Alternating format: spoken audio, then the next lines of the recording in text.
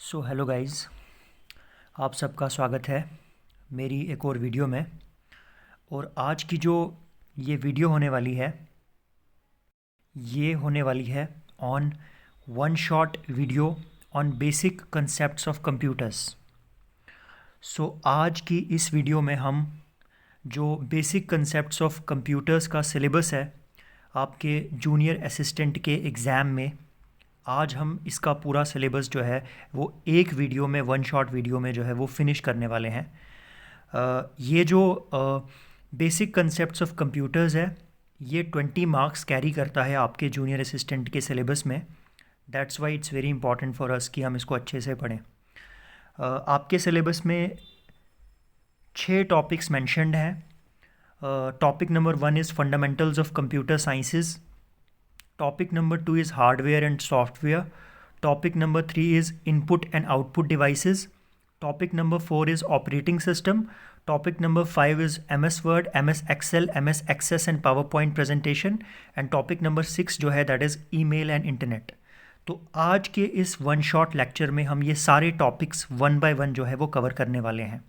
Hopefully you will stay connected till the end of this video, because it's going to be a one shot video. Okay, fine, let's go, let's start.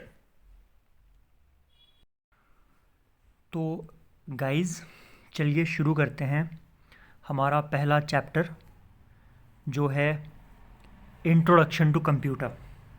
तो computer से related सारी जो basic जानकारी है वो इस chapter में mentioned है। सबसे पहले बात करते हैं कंप्यूटर की। तो अगर हम कंप्यूटर शब्द की बात करें तो ये जो शब्द है, ये जो वर्ड है कंप्यूटर, ये लैटिन लैंग्वेज से लिया गया है। ठीक है, लैटिन एक भाषा है जो कि एंशंट रोम में बोली जाती थी, उस भाषा से ये जो शब्द है ये लिया गया है। अब कंप्यूटर होता क्या है? कंप्यूटर एक इलेक्ट्रॉनिक डिवाइस है। इलेक्ट्रॉनिक डिवाइस का मतलब कि ये बिजली पे, पावर पे चलता है। ये क्या करता है? ये जो डिवाइस है, ये जो इंस्ट्रक्शंस हम देते हैं इसको, उसके अकॉर्डिंग ये जो है इंफॉर्मेशन हमको प्रेजेंट करके देता है। ठीक है, इसमें क्या होता है? इसमें एबिलिटी होती है डेटा को स्टोर करने की। जैसे आप एक डॉक्यूमेंट बनाते हो, ठीक है, आप एक पीपीटी बनाते हो और उसको अपने कंप्यूटर में स्टोर करके रखते हो। ठीक है, सिमिलरली डेटा, अगर आपने किसी फाइल को डिलीट किया और उसको आप दोबारा से रिकवर करना चाहते हो, वो आप कर सकते हो। और अगर आप डेटा में कुछ चेंजेस लाना चाहते हो, कुछ बदलाव लाना चाहते हो, वो भी आप ला सकते हो। ठीक है, सिमिलरली कंप्यूटर जो है, इसके ऊपर आप डॉक्यूमेंट्स जो है वो बना सकते हो। अगर आपको किसी को एप्लीकेशन भेजनी है, वो एप्लीकेशन आप इस पे लिख सकते हो। आपने किसी को ईमेल भेजनी है, आप उसको ईमेल भेज सकते हो। सिमिलरली अगर आपने इंटरनेट चलाना है और इंटरनेट पे आप किसी वेबसाइट पे जो है जाना चाहते हो, तो उस पे आप जा सकते हो थ्रू कंप्यूटर। सिमिलरली और भी बहुत सारे फंक्शंस जो है वो एक कंप्यूटर परफॉर्म करता है। जैसे अकाउंटिंग का फंक्शन जो है वो कंप्यूटर परफॉर्म करता है। अगर आपने अपनी बिज़नेस की जो डिटेल्स हैं कि मैं अपनी बिज़नेस में कितना पैसा खर्च कर रहा हूँ या अपनी बिज़नेस में कितना पैसा अर्न कर रहा हूँ, अगर आपने उसका रिकॉर्ड रखना है तो वो रिकॉर्ड भी आप कंप्यूटर के थ्रू, जो एक्सेल होता है उसमें रख सकते हो। डेटाबेस मैनेजमेंट, अगर आपने इंफॉर्मेशन जो है वो रखनी है, फॉर एग्जांपल कोई कंपनी है, आप एक कंपनी चलाते हो और आपको अपनी कंपनी के हर एक एम्प्लॉय की इन्फॉर्मेशन रखनी है, वो आप रख सकते हो डेटाबेस मैनेजमेंट में। सिमिलरली अगर आपको प्रेजेंट करना है, प्रेजेंटेशन जो है वो देनी है, या आप गेम्स खेलनी है, तो ये सब काम जो है आप कंप्यूटर पे कर सकते हो। अब कंप्यूटर के फंक्शंस की बात करें कि कंप्यूटर के क्या क्या फंक्शंस होते हैं, तो कंप्यूटर की अगर हम बात करें तो जो हमारा कंप्यूटर है वो 4 मेन फंक्शंस परफॉर्म करता है। सबसे पहला फंक्शन होता है इनपुट। इनपुट का मतलब क्या होता है कि जो डेटा, जो इन्फॉर्मेशन हम कंप्यूटर में एंटर करते हैं, उस इन्फॉर्मेशन को हम बोलते हैं इनपुट। ठीक है, तो इनपुट से क्या होता है? फॉर एग्जांपल मैं क्या कर रहा हूँ, मैं अपने कंप्यूटर को ऑन कर रहा हूँ, तो ऑन करना जो है दैट इज़ एन इनपुट। मैं कंप्यूटर को इनपुट सेंड कर रहा हूँ।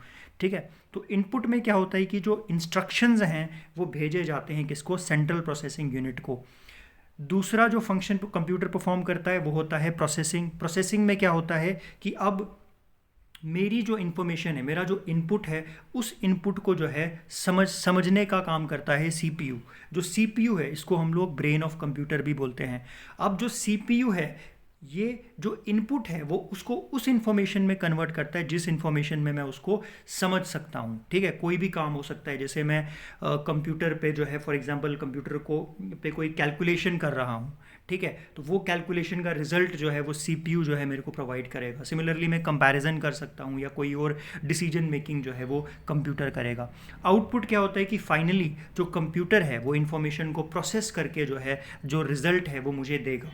ठीक है, वो मुझे डिस्प्ले करके देगा। ठीक है, स्टोरेज एक और इम्पॉर्टेंट फंक्शन जो कंप्यूटर का होता है वो होता है स्टोरेज, कि जो डेटा होता है उसको ये स्टोर करके रखता है। फॉर एग्जांपल कोई भी आप कंप्यूटर पे काम करते हो, आप कोई डॉक्यूमेंट बनाते हो या कोई पीपीटी बनाते हो, वो जो डेटा है वो कंप्यूटर जो है उसको स्टोर करके रखता है। तो ये 4 मेजर फंक्शंस आपका कंप्यूटर जो है वो परफॉर्म करता है। इसके बाद बात करें कंप्यूटर के फंक्शंस की। अब कंप्यूटर क्या क्या फंक्शन परफॉर्म करता है। सबसे पहला फंक्शन कंप्यूटर जो परफॉर्म करता है वो होता है स्पीड, कि कंप्यूटर जो होता है ना वो बहुत तेज़ काम करता है। ठीक है, दैट इज़ लाखों करोड़ों इंस्ट्रक्शंस एक सेकंड में ले सकता है। कंप्यूटर जो है वो बहुत ज़्यादा एक्यूरेट होता है, दैट इज़ कंप्यूटर जो है वो गलत रिजल्ट हमको दे ऐसे चांसेस बहुत कम होते हैं। कंप्यूटर की जो स्टोरेज कैपेसिटी है वो बहुत ज़्यादा है, दैट इज़ हज़ारों जीबी डेटा जो है उसको स्टोर करने की जो कैपेबिलिटी है वो एक कंप्यूटर रखता है। और कंप्यूटर वर्सेटाइल होता है, दैट इज़ बहुत सारे फंक्शंस जो है वो परफॉर्म करता है। ठीक है, ऑटोमेशन। ठीक है, कंप्यूटर की बात करें तो कंप्यूटर जो है वो काम खुद से करता है, ऑटोमेटिकली करता है। कंप्यूटर की बात करें तो कंप्यूटर जो है वो बोर नहीं होता, वो थकता नहीं है। ठीक है, वो कंटिन्यूसली जो है काम कर सकता है। कंप्यूटर जो है उसके थ्रू जो इन्फॉर्मेशन है वो लीक नहीं होती है, क्योंकि लॉगिन सिस्टम हम क्रिएट करते हैं पासवर्ड प्रोटेक्शन के थ्रू। कंप्यूटर जो है वो ज़्यादा रिलायबल है, हमेशा जो है एग्जैक्ट रिजल्ट जो है वो प्रोड्यूस करता है। ठीक है, सिमिलरली कंप्यूटर्स जो है वो एक नया हार्डवेयर या नया सॉफ्टवेयर कंपोनेंट जो है ऑटोमेटिकली उसमें ऐड हो जाता है। जैसे आपने देखा होगा कि आपके फ़ोन में अपडेट्स जो है वो कंसिस्टेंट बेसिस पे आते रहते हैं। अब कुछ टर्म्स हैं कंप्यूटर से रिलेटेड जो आपको पता होनी चाहिए। हार्डवेयर, हार्डवेयर का मतलब क्या होता है कि आपका जो कंप्यूटर सिस्टम है उसमें जितनी भी फिजिकल चीज़ें हैं, जितनी भी चीज़ें जिनको आप छू सकते हो, देख सकते हो, या जो कंप्यूटर के फिजिकल पार्ट्स हैं उनको हम हार्डवेयर बोलते हैं। जैसे कंप्यूटर की जो स्क्रीन है, ठीक है, या जो डिस्क है या जो कीबोर्ड है, ये आपके हार्डवेयर में आता है। सॉफ्टवेयर क्या होता है? सॉफ्टवेयर बेसिकली कुछ प्रोग्राम्स होते हैं, ठीक है, कुछ इंस्ट्रक्शंस होते हैं जो बेसिकली कंप्यूटर को बताते हैं कि हमें कि काम कैसे करना है। ठीक है, जैसे वेब ब्राउज़र्स हैं या वर्ड प्रोसेसर्स हैं। डेटा क्या होता है? डेटा बेसिकली इंफॉर्मेशन होती है। ठीक है, इन्फॉर्मेशन, और ये किसी भी फॉर्म में हो सकता है, नंबर्स की फॉर्म में हो सकता है, टेक्स्ट की फॉर्म में हो सकता है।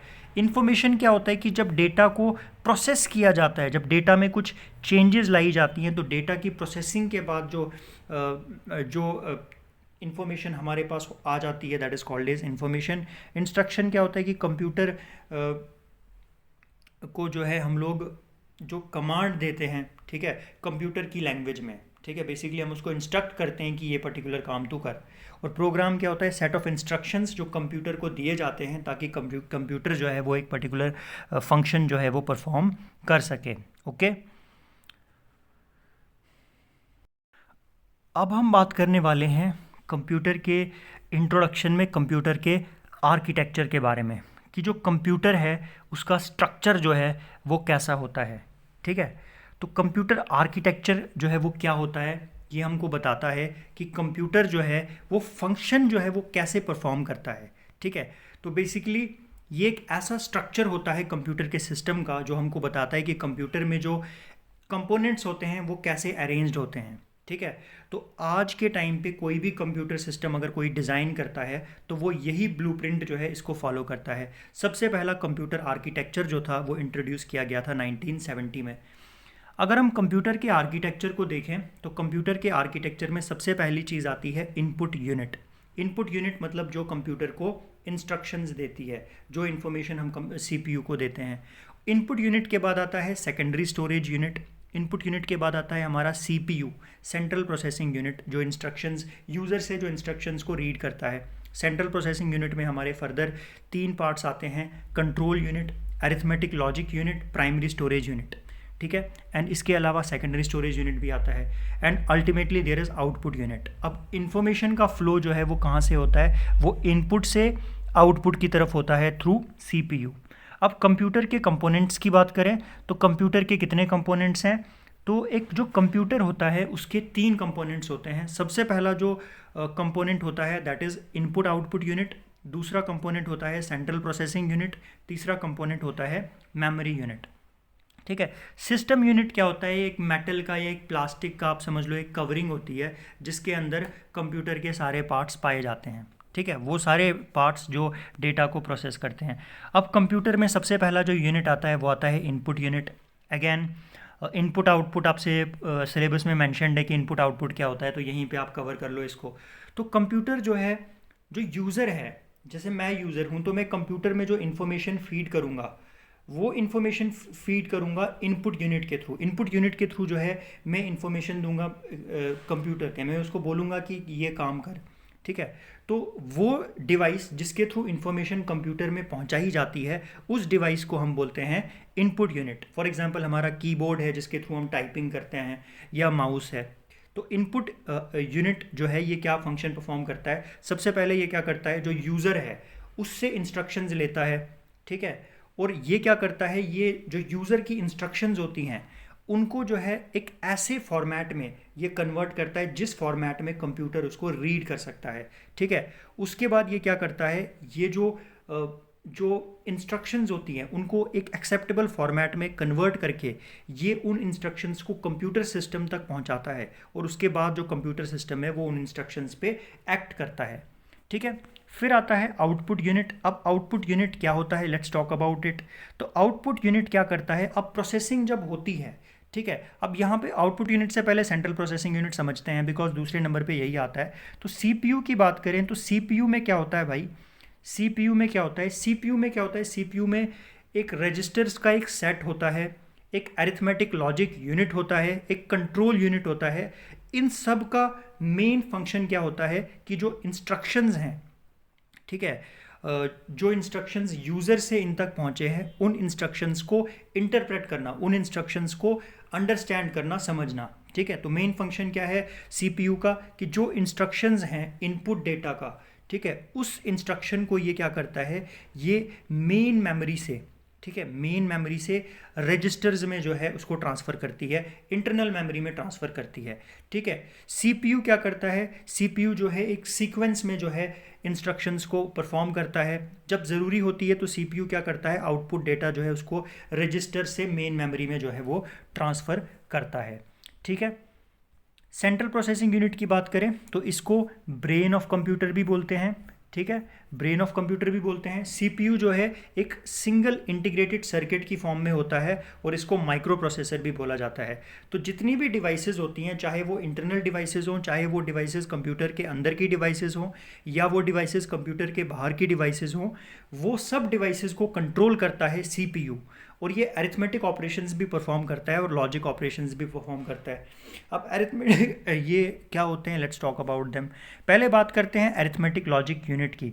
तो अरिथमेटिक लॉजिक यूनिट की बात करें तो अरिथमेटिक लॉजिक यूनिट जो है इसमें वो सर्किटरी होते हैं, वो सर्किट्स होते हैं जो सारे अरिथमेटिक और लॉजिकल ऑपरेशंस परफॉर्म करते हैं। ठीक है, अरिथमेटिक लॉजिक यूनिट क्या करता है, ये रजिस्टर्स की हेल्प करता है डेटा को होल्ड करने के लिए, वो डेटा जिसकी प्रोसेसिंग होती है। अब ALUs की बात करें तो ALUs क्या ऑपरेशंस परफॉर्म करते हैं, सबसे पहले लॉजिकल ऑपरेशंस, एंड, नॉट, और, ज़ॉर। ठीक है, अरिथमेटिक ऑपरेशंस जो एडिशन, सब्ट्रैक्शन, मल्टीप्लिकेशन, डिवीजन होती है, या बिट शिफ्टिंग ऑपरेशंस। ठीक है, एक वर्ड को जो है उसको शिफ्ट या रोटेट करना, ठीक है, टू द लेफ्ट और राइट। ठीक है, और कंपैरिजन ऑपरेशंस, अगर आपने चीज़ों को कंपेयर करना है तो ये काम जो है ये ALU परफॉर्म करता है। ठीक है, अब यहाँ पे एक टर्म आई रजिस्टर। अब रजिस्टर क्या होता है भाई, what do mean by register. तो रजिस्टर जो है इनका यूज़ होता है डेटा को एक्सेप्ट, स्टोर और ट्रांसफ़र करने में। ठीक है, और वो इंस्ट्रक्शंस को ये एक्सेप्ट करता है जिनको सीपीयू इमीडिएटली यूज़ करता है। ठीक है, तो मेमोरी हायरार्की के टॉप पे आते हैं और सिस्टम जो है उसको डेटा को मैनिपुलेट करने में ये सबसे क्विकली हेल्प करते हैं। ठीक है, रजिस्टर्स का नंबर और साइज़ जो है ये डिफरेंट प्रोसेसर्स में वेरी करता है। ठीक है, and then there is control unit which is part of CPU. अगर हम कंट्रोल यूनिट की बात करें तो कंट्रोल यूनिट क्या करता है, कंट्रोल यूनिट जो है ये इनपुट एंड आउटपुट डिवाइसेस को साथ में एक साथ काम करने में हेल्प करता है। ठीक है। ये कंप्यूटर को डायरेक्शन देता है कि वो जो इंस्ट्रक्शंस हैं प्रोग्राम के उनको परफॉर्म करे। ये एएलयू के साथ कम्युनिकेट करता है और रजिस्टर्स के साथ कम्युनिकेट करता है। तो जो डेटा की प्रोसेसिंग है, इंस्ट्रक्शंस की प्रोसेसिंग है, उसको ये ऑर्गेनाइज करता है। मेन फंक्शन कंट्रोल यूनिट का क्या होता है कि जो इंस्ट्रक्शन है मेन मेमोरी में उसको फैच करना, ऑपरेशंस को आइडेंटिफाई करना और डिवाइसेस को भी आइडेंटिफाई करना। ठीक है, ये हो गया। इसके बाद अगर हम बात करें तो हम आते हैं आउटपुट यूनिट पे। आउटपुट यूनिट की बात करें तो ये जो यूनिट है अल्टीमेटली जो रिजल्ट की प्रोसेसिंग हमारे सीपीयू ने की उस रिजल्ट को यूज़र तक पहुंचाने का काम आउटपुट यूनिट करता है। ठीक है, और आउटपुट यूनिट जो है रिजल्ट शो करता है मॉनिटर, प्रिंटर या प्लॉटर के थ्रू। क्या फंक्शंस आउटपुट यूनिट परफॉर्म करता है कि जो कंप्यूटर है उसके रिजल्ट्स को ये एक्सेप्ट करता है। रिजल्ट्स कोडेड फॉर्म में होते हैं तो इनको जो है ये यूज़र आसानी से नहीं समझ सकता, तो ये क्या करता है, ये इन कोडेड रिजल्ट्स को ऐसी फॉर्म में कन्वर्ट करता है जिस फॉर्म में हम इंसान जो है उस रिजल्ट को देख सकते हैं, नंबर्स की फॉर्म में या वर्ड्स की फॉर्म में। ठीक है, तो जो रिजल्ट्स हैं उनको हम तक पहुंचाने का काम जो है वो ये करता है।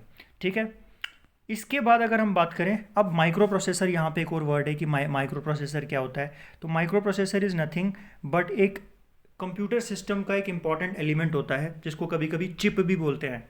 ठीक है, तो कंप्यूटर को चलाने के लिए एक इम्पॉर्टेंट हार्डवेयर जो है वो होता है हमारा माइक्रो प्रोसेसर। ये एक बहुत बड़ा प्रिंटेड सर्किट बोर्ड होता है जो सारे इलेक्ट्रॉनिक सिस्टम्स में जैसे कंप्यूटर, कैलकुलेटर, डिजिटल सिस्टम में यूज़ होता है। सीपीयू की स्पीड डिपेंड करती है कि हमने कौन सा माइक्रो प्रोसेसर उसमें यूज़ किया है। जैसे इंटेल 4004 सबसे पहला माइक्रो प्रोसेसर था जो इंटेल ने 1971 में बनाया था, scientist Ted Hoff and engineer Federico Faggin ने। और कुछ पॉपुलर माइक्रो प्रोसेसर्स कौन कौन से हैं, Intel core i7 dual core Pentium 4। ठीक है, फिर आता है हमारे पास मेमोरी यूनिट। मेमोरी यूनिट क्या होता है, तो ये जो यूनिट होता है मेमोरी यूनिट, ये क्या करता है, ये प्रोग्राम्स को टेम्पररी या परमानेंट बेसिस पे स्टोर करके रखता है। इसमें प्राइमरी मेमोरी आती है और सेकेंडरी मेमोरी आती है। प्राइमरी मेमोरी को हम बोलते हैं मेन मेमोरी और सेकेंडरी मेमोरी को हम बोलते हैं ऑक्सिलरी मेमोरी। ठीक है, तो प्रोसेसिंग से पहले जो डेटा, इनपुट डेटा आता है वो मेन मेमोरी में आता है। एक और टाइप की मेमोरी जो है जिसको हम सेकेंडरी मेमोरी बोलते हैं कंप्यूटर सिस्टम की। ठीक है, जो क्या करती है, जो परमानेंटली डेटा को स्टोर करती है, परमानेंटली प्रोग्राम्स को स्टोर करती है। ठीक है, ये सीपीयू के साथ डायरेक्टली डील नहीं करती है। ठीक है, फिर बात करते हैं मदरबोर्ड की। तो मदरबोर्ड क्या है भाई, मदरबोर्ड जो है मेन सर्किट बोर्ड है कंप्यूटर में। ठीक है, इसको मेन बोर्ड या लॉजिक बोर्ड या सिस्टम बोर्ड या प्लेनर बोर्ड भी बोलते हैं।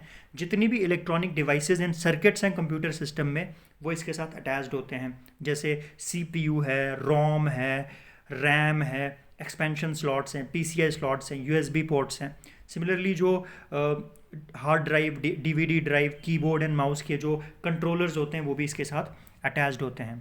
तो क्या क्या कंपोनेंट्स होते हैं भाई मदरबोर्ड के, तो मदरबोर्ड के कंपोनेंट्स में CMOS battery, BIOS chip, fan, expansion slot, SMPS, PCT slot, processor chip और बसेस जो है वो होती हैं। ठीक है, एंड इंटरकनेक्शन ऑफ यूनिट्स की बात करें तो सीपीयू क्या करता है, सीपीयू जो है ये डेटा इंस्ट्रक्शंस जो है उनको कंप्यूटर के अंदर जो कंपोनेंट्स होते हैं उनको भेजता है और पेरिफेरल डिवाइसेस को भेजता है। ठीक है, बस क्या होता है, एक वायर्स का सेट होता है जो इंटरकनेक्शन के लिए यूज़ होता है, जहाँ पे हर एक वायर में जो है एक बिट ऑफ डेटा होता है। दूसरे शब्दों में कहें तो बस जो है इलेक्ट्रॉनिक सिग्नल पाथवेज का एक सेट होता है, जिससे क्या होता है कि जो कंप्यूटर के अंदर जो डिफरेंट कंपोनेंट्स होते हैं उनके बीच इंफॉर्मेशन जो है वो क्या होती है, वो ट्रांसफ़र होती है।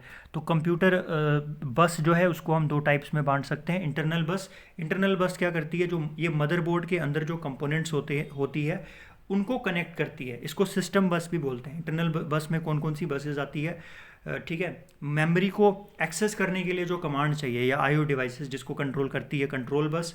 एड्रेस जो आईओ डिवाइस का है या मेमोरी का है उसको कैरी करती है एड्रेस बस। डेटा जो हमने ट्रांसफ़र करना है उसको कैरी करती है डेटा बस।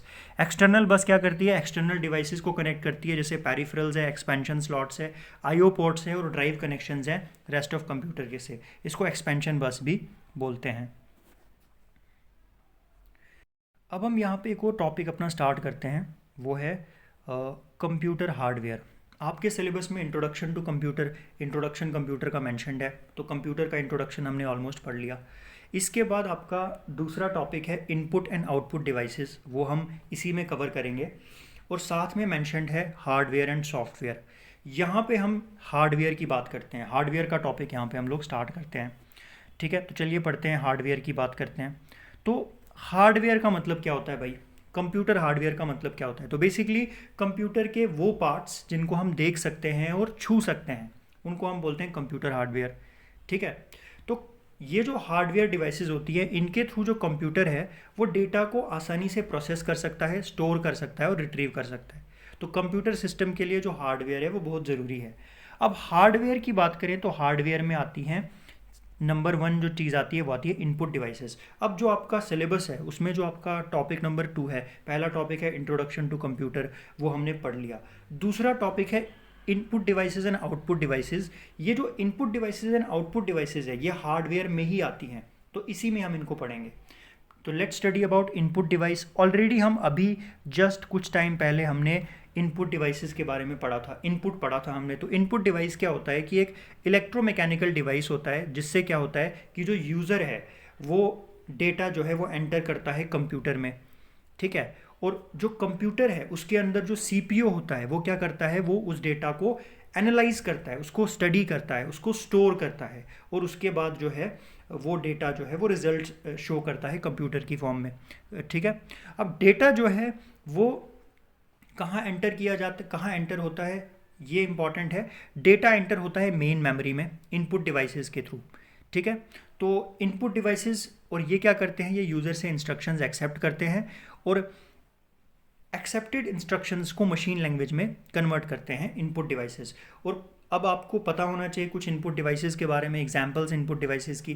तो इनपुट डिवाइसेस की कॉमन एग्जांपल्स में आपका कीबोर्ड आता है, माउस आता है, ट्रैक बॉल आता है, जॉयस्टिक आता है, लाइट पेन आता है, टच स्क्रीन आता है, barcode reader, OMR, OCR, MICR, smart card reader, biometric sensor, scanner, mic, webcam, PC card जो है, ये कुछ इंपॉर्टेंट आपके इनपुट डिवाइसेस आते हैं। इसमें आपका एक इनपुट डिवाइस जो सबसे पॉपुलर है दैट इज़ आपका कीबोर्ड।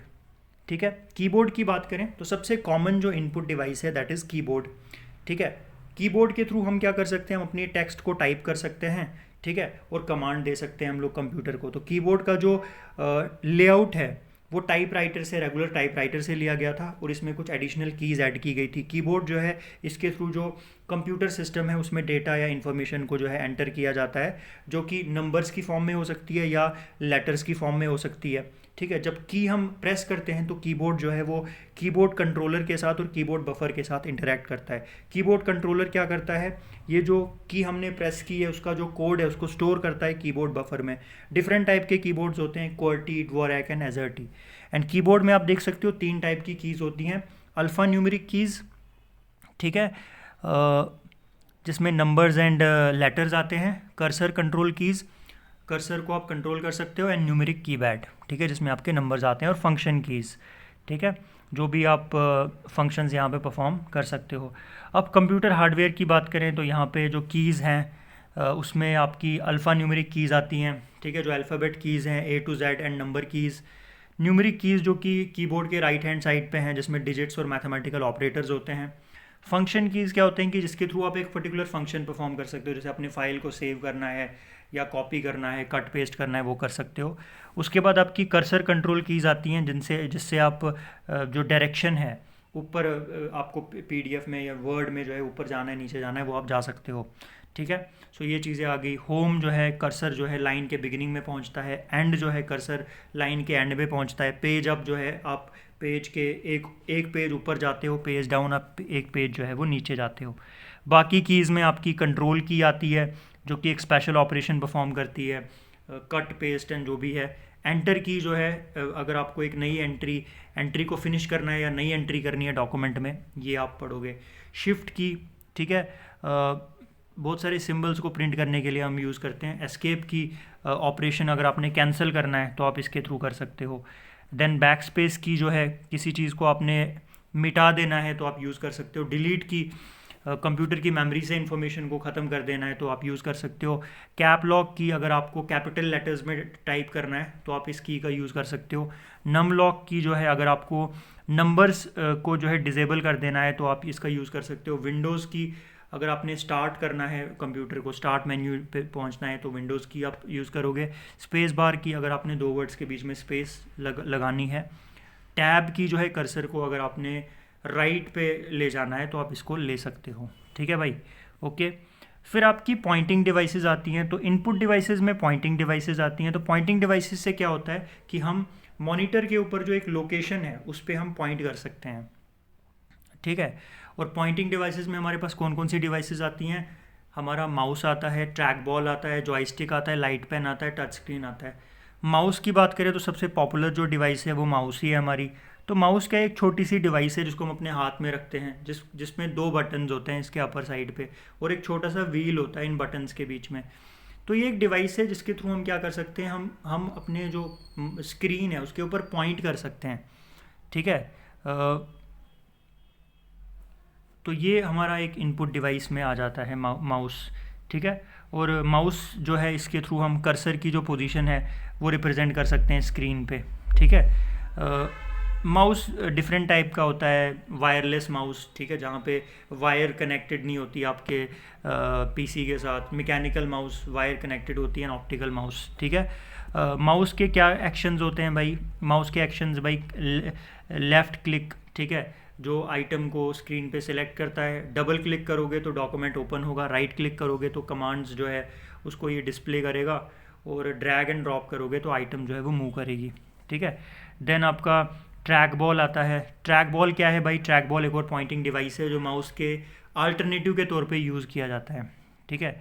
तो इसको भी जो है कर्सर की मूवमेंट को कंट्रोल करने के लिए यूज़ किया जाता है। ये जनरली लैपटॉप के लिए बनाया जाता है, लेकिन कोई स्पेस नहीं होती है माउस को मूव करने के लिए लैपटॉप पे। ट्रैक बॉल जो है ये कैड कैम वर्क स्टेशन में यूज़ होता है, कभी कभी स्पेशल वर्क स्टेशन में भी यूज़ होता है।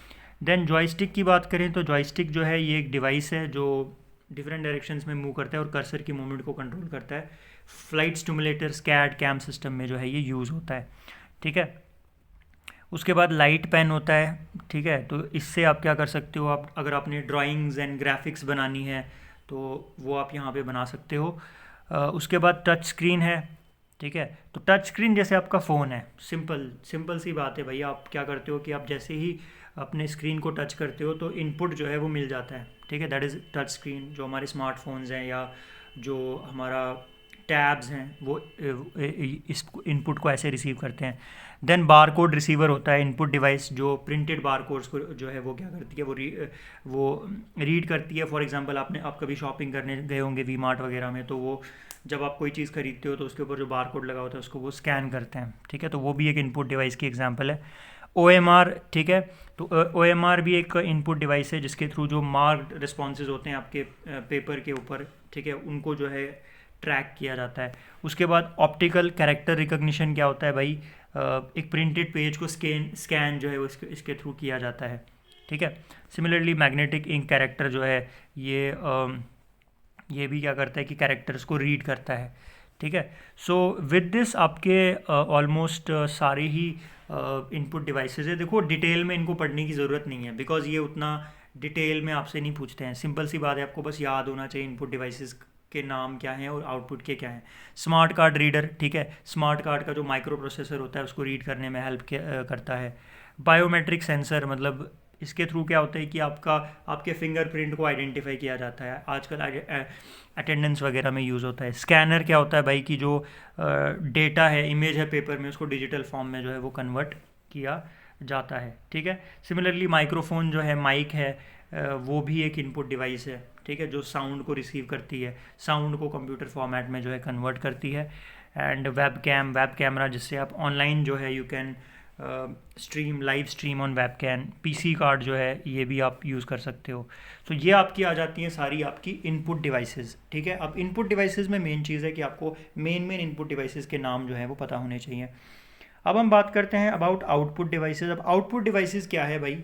आउटपुट डिवाइस जो है ये कंप्यूटर हार्डवेयर के इक्विपमेंट का वो पीस है जो डेटा प्रोसेसिंग का जो रिजल्ट है उसको यूज़र तक पहुंचाती है।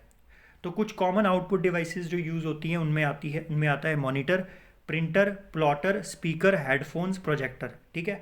वन बाय वन अगर हम इनको थोड़ा सा देखें, सबसे पहले आता है मॉनिटर। तो मॉनिटर की बात करें तो मॉनिटर जो है इसको हम क्या बोलते हैं, इसको हम बोलते हैं विजुअल डिस्प्ले यूनिट। ठीक है, मॉनिटर जो है वो कंप्यूटर के साथ होता है भाई, मॉनिटर के ऊपर ही आप रिजल्ट देखते हो। मॉनिटर जो है वो दो टाइप का होता है, एक होता है मोनोक्रोम डिस्प्ले मॉनिटर, दूसरा होता है colour display monitor. Monochrome display monitor क्या होता है कि इसमें एक ही कलर जो है उसमें टेक्स्ट एंड कलर को जो है वो डिपिक्ट किया जाता है, और डिस्प्ले मॉनिटर जो है वो लगभग 256 कलर्स एक टाइम पे आपको दिखा सकता है। और इमेज जो जो होती है मॉनिटर पे उसको क्रिएट किया जाता है बहुत सारे डॉट्स के थ्रू, जिनको हम पिक्सल्स बोलते हैं। मॉनिटर का जो रिफ्रेश रेट है उसको हम मेज़र करते हैं हर्ट्ज़ में। अब इमेज की जो क्लैरिटी है वो डिपेंड करती है तीन फैक्टर्स के ऊपर। सबसे पहला है रेजोल्यूशन ऑफ स्क्रीन। रेजोल्यूशन का मतलब कि वर्टिकल डायरेक्शन में आपके पिक्सल्स कितने हैं और हॉरिजेंटल डायरेक्शन में आपके पिक्सल्स कितने हैं। जितने ज़्यादा पिक्सल्स होंगे उतना ज़्यादा रेजोल्यूशन होगा, उतना ज़्यादा क्लैरिटी होगी। डॉट पिच का मतलब कि दो पिक्सल्स के बीच में डायगोनल डिस्टेंस कितनी है, जितनी कम डॉट पिच उतना रेजोल्यूशन बेटर। रिफ्रेश रेट, ठीक है, जितना हायर रिफ्रेश रेट उतनी सॉलिड आपकी इमेज लगेगी। पॉपुलर टाइप के जो मॉनिटर्स हैं उसमें कौन से मॉनिटर्स आते हैं, कैथोड रे ट्यूब आता है। तो एक रेक्टेंगुलर शेप का मॉनिटर होता है जो कि एक डेस्कटॉप कंप्यूटर पे देखने को मिलता है। जैसे एक टीवी फंक्शन परफॉर्म करता है वैसे ही भी काम करता है। इसमें एक वैक्यूम ट्यूब होती है, इलेक्ट्रॉन बीम जो है वो स्क्रीन के अक्रॉस मूव करती है। स्क्रीन जिसमें पतली सी लेयर होती है फॉस्फोरेसेंट एलिमेंट्स की, जिनको फॉस्फोर्स बोलते हैं। फिर एलसीडी आती है।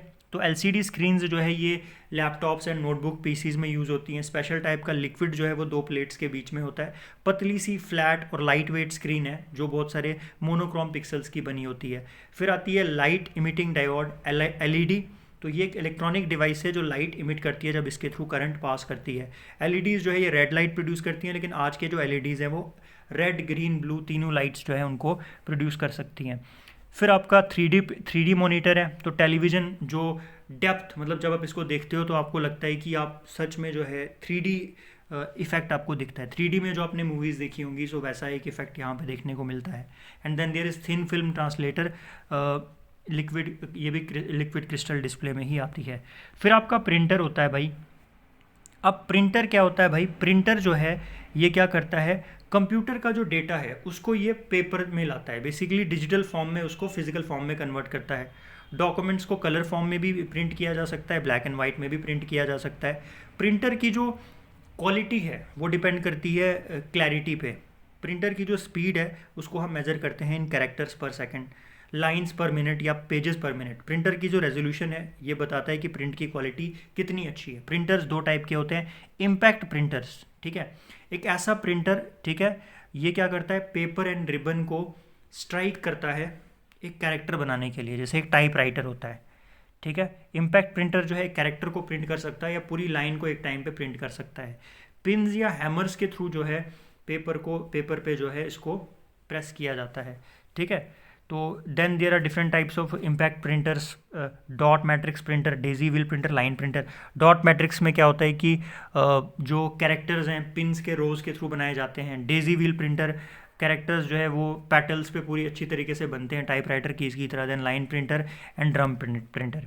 फिर नॉन इम्पैक्ट प्रिंटर की बात करें तो ये जो प्रिंटर है ये इलेक्ट्रोस्टैटिक, केमिकल्स और इंकजेट टेक्नोलॉजीज़ का यूज़ करता है। ये रिबन को हिट नहीं करते हैं, ये हाई क्वालिटी ग्राफिक्स प्रोड्यूस करते हैं और बहुत सारे फॉन्ट्स जो हैं ये प्रोड्यूस करते हैं। इसमें इंकजेट प्रिंटर आता है जो कि एक्सट्रीमली छोटे छोटे ड्रॉपलेट्स जो इंक के उनको पेपर पे डालता है और एक इमेज क्रिएट करता है, ठीक है। थर्मल प्रिंटर जो हीट को का यूज़ करता है और केमिकली ट्रीटेड पेपर का यूज़ करके कैरेक्टर्स बनाता है।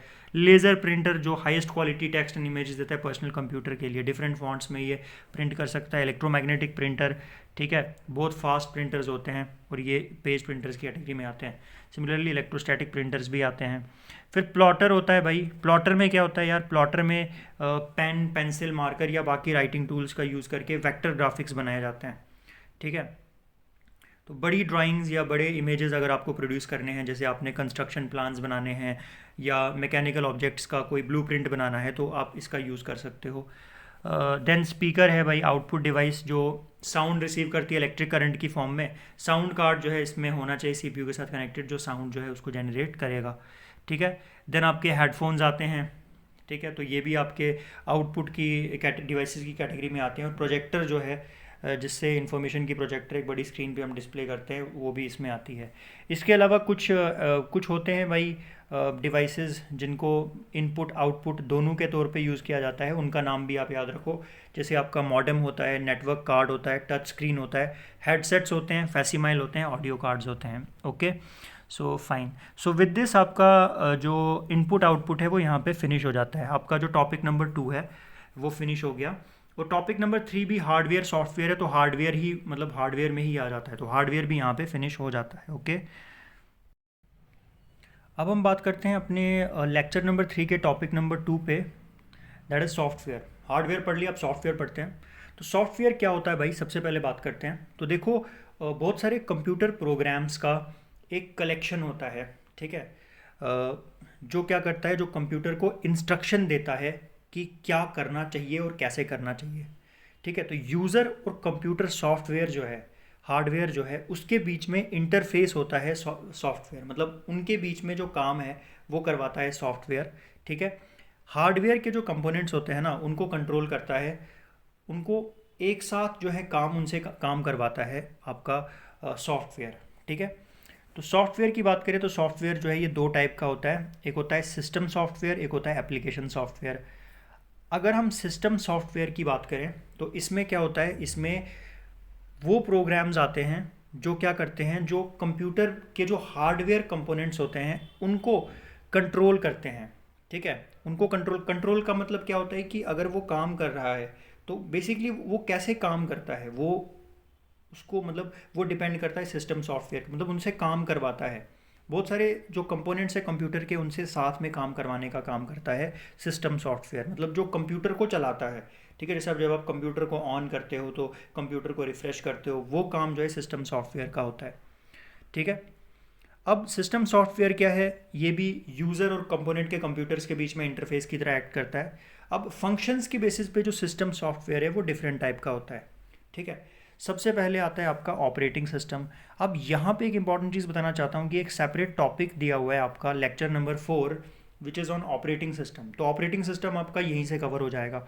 तो ऑपरेटिंग सिस्टम क्या होता है भाई, लेट्स टॉक अबाउट इट। तो ऑपरेटिंग सिस्टम में वो प्रोग्राम्स आते हैं जो क्या करते हैं, जो कंप्यूटर के अलग अलग कंपोनेंट्स जो हैं उनकी फंक्शंस को कंट्रोल करते हैं, कोऑर्डिनेट करते हैं और सुपरवाइज करते हैं। ये क्या करता है, कंप्यूटर हार्डवेयर और कंप्यूटर यूज़र के बीच में जो है एक लिंक की तरह काम करता है। ठीक है, प्रोग्राम्स को चलाने के लिए एक अच्छा माहौल, एक अच्छा इन्वायरमेंट जो है वो ये प्रोवाइड करता है। जैसे MS DOS है, विंडोज़ XP 2098 है, यूनिक्स है, लिनक्स है, ये कुछ पॉपुलर ऑपरेटिंग सिस्टम्स हैं। इनफैक्ट आपका जो फ़ोन है ना, आपके स्मार्टफोन का for example most of the phones जो है वो एंड्रॉयड होते हैं। तो एंड्रॉयड जो हम यूज़ करते हैं वर्ड, वो क्या है, वो बेसिकली एक ऑपरेटिंग सिस्टम ही है। तो एंड्रॉयड जो आपके फ़ोन का जो ऑपरेटिंग सिस्टम है वो बेसिकली आपके फ़ोन की जो नॉर्मल फंक्शनिंग होती है ना, आप अपना फ़ोन चलाते हो, आप गाने बजाते हो, जो भी करते हो, वो ऑपरेटिंग सिस्टम पे डिपेंड करती है। तो ऑपरेटिंग सिस्टम का मेन फंक्शन क्या होता है भाई, कि जो इनपुट है कीबोर्ड से, जो हम इनपुट देते हैं अपने कंप्यूटर को, उस इनपुट को पहचानता है ऑपरेटिंग सिस्टम। और सिमिलरली जो आउटपुट आता है ना डिस्प्ले स्क्रीन पे, वो आउटपुट भी किसके थ्रू आता है, ऑपरेटिंग सिस्टम के थ्रू। ठीक है, ये मेक श्योर करता है कि अलग अलग प्रोग्राम्स जो एक टाइम पे चल रहे हैं वो एक दूसरे पे इफेक्ट असर ना डाले। ठीक है, सिमिलरली सिक्योरिटी के लिए भी रिस्पॉन्सिबल होता है हमारा ऑपरेटिंग सिस्टम। फिर बात करते हैं बायोस की। ठीक है, बायोस क्या होता है भाई, बायोस को सिस्टम बायोस बोलते हैं। बायोस अलग अलग इलेक्ट्रॉनिक कंपोनेंट्स को जो है वो कंट्रोल करता है। इनिशियल फंक्शन बायोस का क्या था कि RAM, hard disk, CD DVD drive, video display, बाकी को जो है इनिशियलाइज करे। फिर आता है डिवाइस ड्राइवर। तो डिवाइस ड्राइवर क्या होता है भाई, डिवाइस ड्राइवर एक ऐसा सॉफ्टवेयर होता है जिसको हम इसलिए लिखते हैं ताकि वो डिवाइस को ठीक है, डिवाइस को वो फंक्शनल बनाए जब हम इसको कंप्यूटर के साथ कनेक्ट करते हैं। ठीक है, तो एक सिस्टम सॉफ्टवेयर है जो डिवाइस और यूज़र के बीच में जो है इंटरफेस की तरह एक्ट करते हैं। तो हर एक डिवाइस, चाहे प्रिंटर हो, मॉनिटर हो, माउस हो, कीबोर्ड हो, उसका एक ड्राइवर प्रोग्राम होता है जो उसकी प्रॉपर फंक्शनिंग करवाता है। लैंग्वेज ट्रांसलेटर क्या करता है, ये जो प्रोग्रामिंग लैंग्वेज होती है उसको मशीन लैंग्वेज में कन्वर्ट करता है। ठीक है, उस लैंग्वेज में कन्वर्ट करता है लैंग्वेज को जिस लैंग्वेज में कंप्यूटर उसको समझता है। तो ट्रांसलेटेड प्रोग्राम को ऑब्जेक्ट कोड बोलते हैं। 3 टाइप के लैंग्वेज ट्रांसलेटर्स होते हैं, असेंबलर, कंपाइलर और इंटरप्रेटर। ठीक है, लिंक लिंकर क्या होता है भाई, what do mean by linker? तो एक ऐसा सिस्टम प्रोग्राम है जो अलग अलग ऑब्जेक्ट मॉड्यूल्स एंड लाइब्रेरीज को जो है लिंक करके एक सिंगल प्रोग्राम बनाता है। मेन पर्पज़ लिंकर का क्या है कि जो रेफरेंसेस है फाइल्स के बीच में उनको रिजॉल्व करना। लिंकर जो है इसकी मदद से हम मेमोरी लोकेशंस को डिटरमाइन करते हैं। फिर आता है लोडर। तो एक सिस्टम सॉफ्टवेयर है जो कि एग्जीक्यूटेबल प्रोग्राम जो है उसको रिलोकेट करता है मेन मेमोरी तक, ठीक है।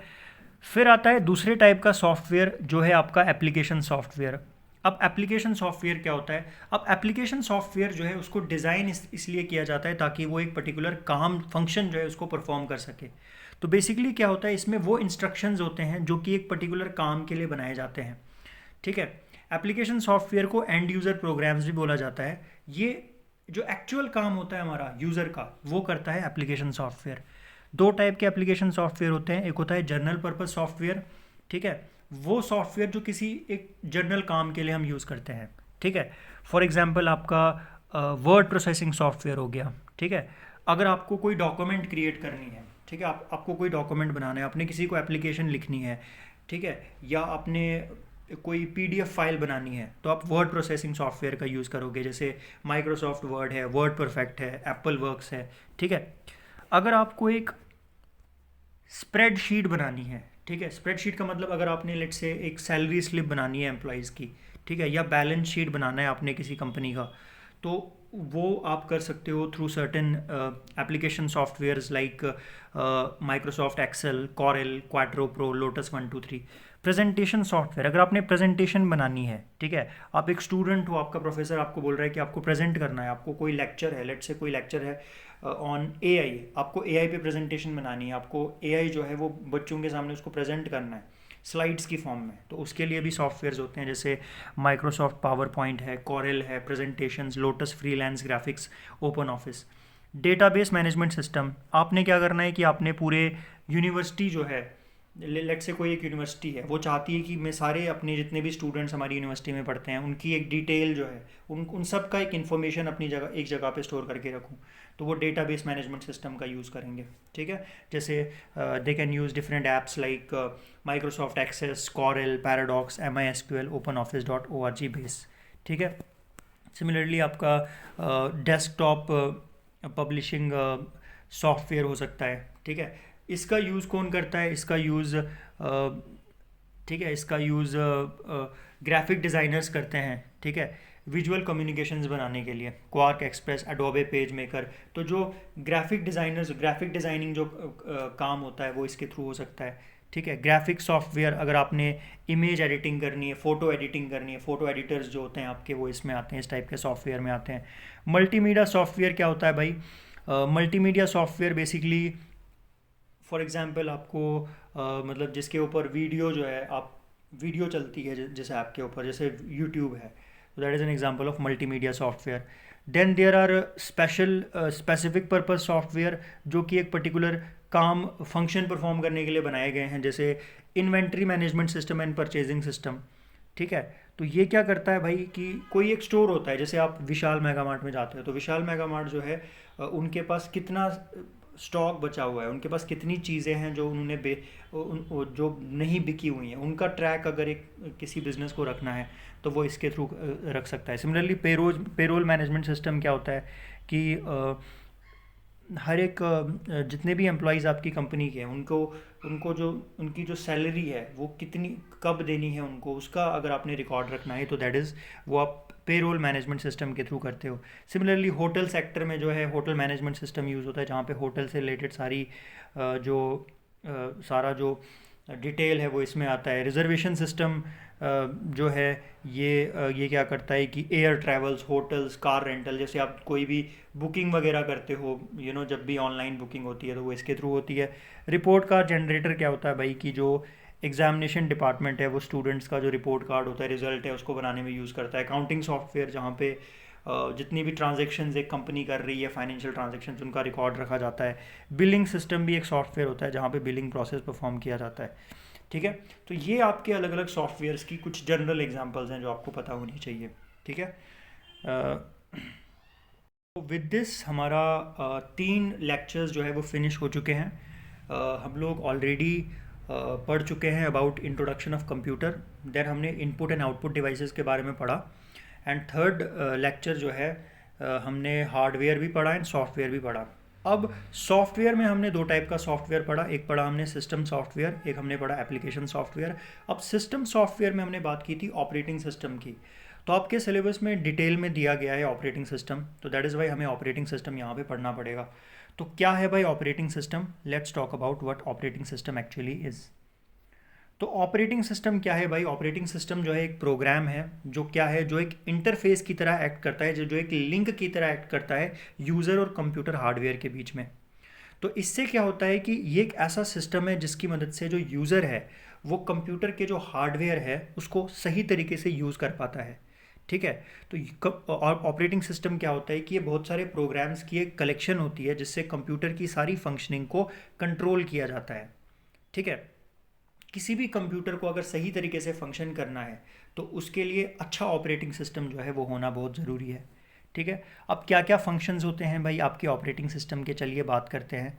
सबसे पहला फंक्शन जो आपके ऑपरेटिंग सिस्टम का होता है वो होता है प्रोसेस मैनेजमेंट। ठीक है, कि एक ऐसा प्रोसेस जिसके थ्रू ऑपरेटिंग सिस्टम जो है क्या करता है, सीपीयू की परफॉर्मेंस को कंट्रोल करता है। सीपीयू कितने अच्छे तरीके से परफॉर्म करता है, ठीक है, वो डिपेंड करता है ऑपरेटिंग सिस्टम के ऊपर। फिर आता है मेमोरी मैनेजमेंट। ठीक है, कंप्यूटर की मेमोरी को कंट्रोल किया जाता है। जो आपका ऑपरेटिंग सिस्टम है वो इंश्योर करता है कि हर एक प्रोसेस जो हो रहा है वो मेमोरी जो है उसको एक्सेस कर सके, वो मेमोरी का यूज़ कर सके। फाइल मैनेजमेंट की बात करें तो जितनी भी फाइल्स हैं कंप्यूटर की उनको मैनेज करना, उनको सही तरीके से ढंग से रखने का काम आपका ऑपरेटिंग सिस्टम करता है। सिमिलरली जितनी भी इनपुट आउटपुट डिवाइसेज है वो सही तरीके से फंक्शन परफॉर्म कर सके, that also is the responsibility of operating system. अब ऑपरेटिंग सिस्टम कितने टाइप का होता है, let's talk about it. Operating system में सबसे पहले टाइप का जो ऑपरेटिंग सिस्टम आता है that is called is batch processing operating system. ठीक है, बैच प्रोसेसिंग ऑपरेटिंग सिस्टम में क्या होता है कि बहुत सारे जो जॉब्स होते हैं उनको एक साथ लाया जाता है और एक साथ जो एज अ ग्रुप उनको परफॉर्म किया जाता है। ठीक है, तो प्रायोरिटी के अकॉर्डिंग जो जॉब्स हैं उनकी स्केड्यूलिंग होती है और रिसोर्स जो चाहिए होता है, ठीक है, उसके अकॉर्डिंग। जैसे यूनिक्स है तो Unix is an example of batch processing operating system. फिर आता है सिंगल यूज़र ऑपरेटिंग सिस्टम में क्या होता है कि जो एक ही यूज़र को एक टाइम पे जो है वो अलो करता है। ठीक है, जैसे पर्सनल कंप्यूटर का जो ऑपरेटिंग सिस्टम है that is a single user operating system, जो एक टाइम पे एक टास्क को जो है मैनेज करता है, जैसे MS DOS है या Windows 9X है। फिर आता है multi user operating system. Multi user operating system क्या है? ये ऑपरेटिंग सिस्टम जो है मल्टीपल यूज़र्स को अलाउ करता है कि वो एक टाइम पे सिस्टम को जो है एक्सेस कर सके। ठीक है, कंप्यूटर नेटवर्क्स में ये यूज़ किया जाता है जिसमें सेम डेटा या एप्लीकेशन को जो है मल्टीपल यूज़र्स एक टाइम पे जो है एक्सेस कर सकते हैं। फिर आता है multitasking operating system. Multitasking operating system क्या होता है कि इसमें एक से ज़्यादा प्रोसेसेस जो है वो एक साथ परफॉर्म किए जा सकते हैं और एप्लीकेशंस के बीच में जो है इंसान स्विच कर सकता है। लिनक्स, यूनिक्स, विंडोज़ 95 जो है वो इसको रिप्रेजेंट करते हैं। देन आपका टाइम शेयरिंग ऑपरेटिंग सिस्टम है। ठीक है, तो ऑपरेटिंग सिस्टम मल्टीपल प्रोग्राम्स जो है वो आप अलो करता है ये। ठीक है, real time operating system pre determined time में जो है ये इवेंट को रिस्पॉन्ड करता है। ठीक है, ये फ़्लाइट रिजर्वेशन सिस्टम में, मिलिट्री एप्लीकेशंस में जो है नॉर्मली यूज़ जो है वो किए जाते हैं। ठीक है, अब हम कुछ पॉपुलर ऑपरेटिंग सिस्टम्स के बारे में थोड़ा सा पढ़ते हैं। कौन कौन से ऑपरेटिंग सिस्टम्स हैं जो पॉपुलर हैं वर्ल्ड में। सबसे पहले बात करते हैं यूनिक्स की। तो यूनिक्स का जो सबसे पहला वर्जन था वो डेवलप किया था 1969 में कैन थॉमसन और डेनिस रिची ने। ठीक है, ये क्या है, ये इसको जो है एक सर्वर के तौर पे यूज़ किया जाता है।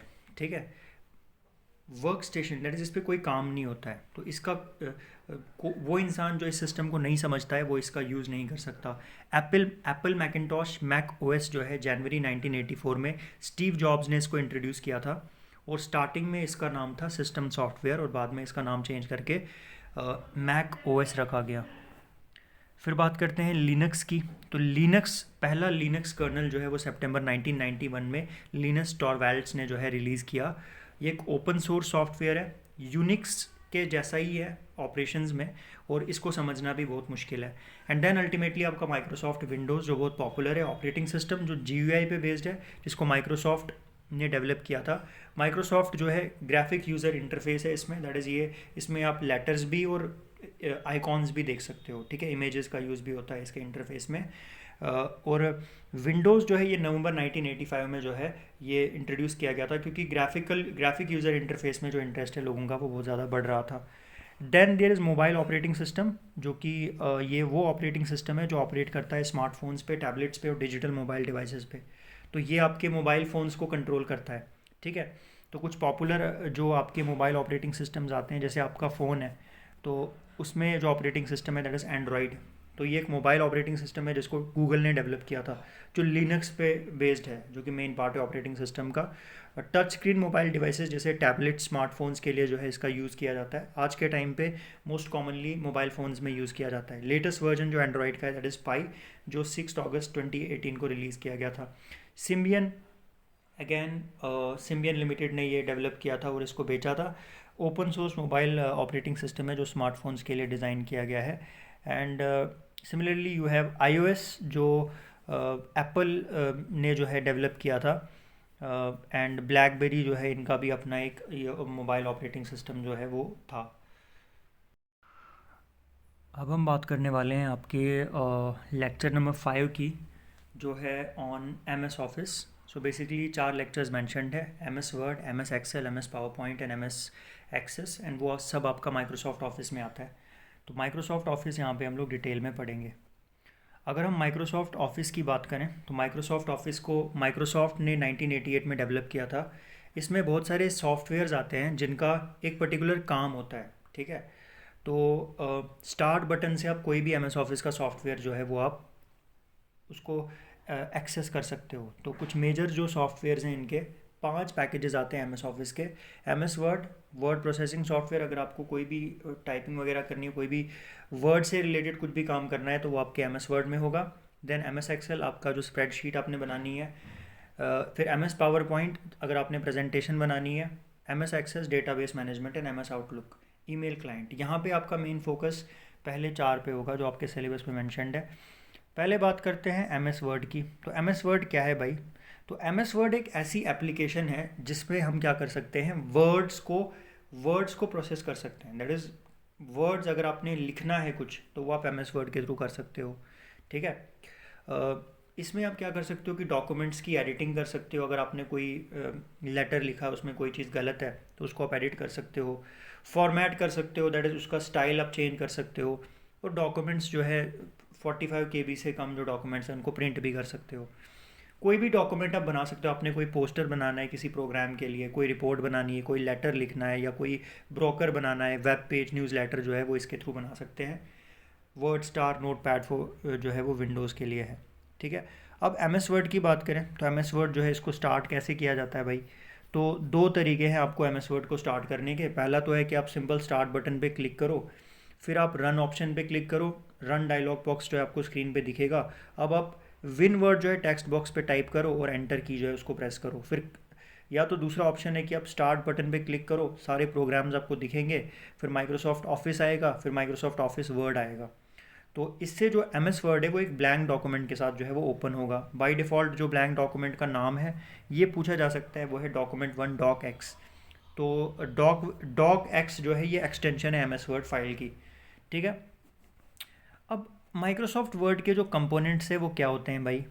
Let's talk about that for a while, it's important. अब जैसे ये है, यहाँ पे ये डायग्राम ये बताया गया है MS वर्ड का। तो MS वर्ड में सबसे पहली चीज़ आती है आपकी टाइटल बार, ठीक है। तो टाइटल बार क्या है भाई? तो ये चीज़ जो आपको यहाँ पे दिख रही है ना, जो माइक्रोसॉफ्ट यहाँ पे आपको इसके टॉप पे दिख रही है, तो टॉप पे जो चीज़ दिख रही है दैट इज़ आपकी टाइटल बार, ठीक है, जिसमें ये document1 माइक्रोसॉफ्ट वर्ड लिखा हुआ है। टाइटल बार की बात करें तो टाइटल बार आपको बताता है एप्लीकेशन का नाम और फाइल का नाम। 3 कंट्रोल बटन्स होते हैं। एक होता है मिनिमाइज, जिससे विंडो को रिड्यूस किया जा सकता है बट वर्ड अभी भी एक्टिव होता है। रिस्टोर, विंडो जो है मैक्सिमम ओरिजिनल साइज़ में आता है। और क्लोज़, अगर आपने विंडो को क्लोज़ करना है तो ये चीज़ें आपकी यहाँ पे आ जाती है। मिनिमाइज आपका जो ये पेज है ये कम छोटा हो जाएगा। मैक्सिमाइज, पेज अपने ओरिजिनल साइज़ पे आएगा। क्लोज़ आपका जो ये पेज है ये बंद हो जाएगा, ठीक है। इसके बाद अगर हम बात करें तो आपका आ जाता है standard tool bar. Standard tool bar जो है आपका, इसमें सिंबल होते हैं ओपन, प्रिंट एंड सेव के। That is your standard tool bar. तो आपका स्टैंडर्ड टूल बार आता है, ठीक है। तो स्टैंडर्ड टूल बार में क्या है भाई, स्टैंडर्ड टूल बार में ओपन, प्रिंट एंड सेव के सिंबल्स आते हैं। तो यहाँ पे आप देख सकते हो स्टार्टिंग में स्टैंडर्ड टूल बार में ओपन, ठीक है, ये save, print, open, save, print, ये ऑप्शंस यहाँ पे आते हैं। तो अगर आपने अपने इसको वर्ड को सेव करना है तो यहाँ पे टैप कर सकते हो, प्रिंट करना है तो यहाँ पे आप टैप कर सकते हो, ठीक है। इसके बाद आपका आ जाता है योर रिबन। तो रिबन क्या है भाई, रिबन एक सेट है टूल्स एंड कमांड्स का, जो जो स्क्रीन के टॉप पे आता है। इसमें कमांड्स का एक आप समझ लो एक पैनल होता है, जिनको बहुत सारे टैब्स में जो है वो सेट किया होता है, ठीक है। तो दैट इज़ योर रिबन। तो ये जो है ना भाई, यहाँ से लेके यहाँ तक ये जो चीज़ें हैं, ये सारी, इनको हम बोलते हैं, इसको हम किस में इंक्लूड करते हैं, रिबन में, ठीक है। इसके बाद आपका जो टैब आता है, अब रिबन पे क्या होता है, रिबन पे बहुत सारे बटन्स होते हैं, ठीक है, जिनके थ्रू आप कैरेक्टर्स को एडिट कर सकते हो, टेक्स्ट एंड लेआउट को। तो रिबन पे क्या होते हैं, बहुत सारे आपके ये आ जाते हैं। जैसे आपका होम टैब आता है, होम टैब है, तो यहाँ पे जैसे आपको दिख रहा होगा रिबन में होम टैब है। तो होम टैब में क्या होता है भाई, होम टैब में क्लिप बोर्ड है, ठीक है, क्लिप बोर्ड है। अगर आपको कोई वर्ड में कोई किसी चीज़ को कट करना है या कॉपी पेस्ट करना है, वो यहाँ पे आ जाएगी। फॉन्ट, अगर आपने जो लेटर है उसका साइज़ बढ़ाना है, कलर चेंज करना है, उसका स्टाइल चेंज करना है, अंडरलाइन करना है, वो कर सकते हो। पैराग्राफ में अगर आपने नंबरिंग वगैरह करनी है वो भी कर सकते हो, स्टाइल्स एंड एडिटिंग भी कर सकते हो, ठीक है। तो ये आपका कौन सा टैब है, होम टैब है। उसके बाद जो दूसरा टैब है आपका, दैट इज़ इंसर्ट टैब। तो इंसर्ट टैब में क्या होता है, इसमें पेजेस होते हैं, cover page, blank page, page break, tables, illustrations, अगर आपने टेबल्स ऐड करने हैं, पिक्चर्स ऐड करनी है, ठीक है, लिंक्स ऐड करने हैं, हेडर फुटर ऐड करना है, वो आप इंसर्ट टैब के थ्रू कर सकते हो। फिर है पेज लेआउट टैब, जो बताता है कि पेज का लेआउट कैसा होगा, पेज का साइज़ कैसा होगा, ठीक है, पेज का बैकग्राउंड कैसा होगा।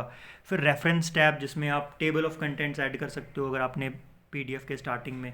मेलिंग्स टैब, जिसमें मेल, मर्ज, फील्ड्स आप राइट एंड इंसर्ट कर सकते हो। रिव्यू टैब, जिसमें आप ग्रामर एंड स्पेलिंग वगैरह जो है वो चेक कर सकते हो। एंड व्यू टैब, जो डॉक्यूमेंट कैसा दिखेगा, प्रिंट लेआउट क्या है, वो सब जो है उसको रिप्रेजेंट करता है, ठीक है। तो ये आपके यहाँ पे आ जाते हैं सारे टैब्स रिबन में। देन आपका नीचे रूलर आता है, जो कि डॉक्यूमेंट के टॉप पे होता है, जिससे आप हॉरिजेंटल या वर्टिकल अलाइनमेंट जो है वो इसकी रख सकते हो, फाइन। उसके बाद आपका स्टेटस बार आता है, जो इन्फॉर्मेशन शो करता है, जैसे page number, current page, template, column number, line number, work area, rectangular area document window का, और कर्सर, जिसको इंसर्शन पॉइंटर बोलते हैं। अब भाई let's talk about the functions of M S Word की। अब एम एस वर्ड क्या फंक्शन परफॉर्म करता है, टेक्स्ट एडिटिंग। भाई आपने कोई लेटर लिखा, उसमें आपने कोई कुछ आपका लेट्स से सेंटेंस जो है वो गलत है, उसमें ग्रामेटिकल मिस्टेक है, उसको आपने करेक्ट करना है तो आप कर सकते हो।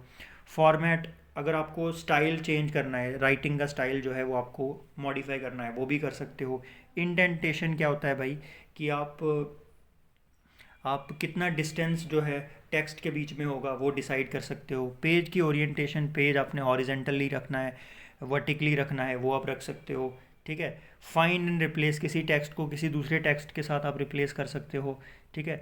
स्पेल चेक कर सकते हो, आप पता लगा सकते हो कि कहीं जो मेरा डॉक्यूमेंट है उसमें कोई मिस्टेक तो नहीं है, ठीक है। एक डिक्शनरी जो है वो भी आप यहाँ पे रख सकते हो लास्ट पे।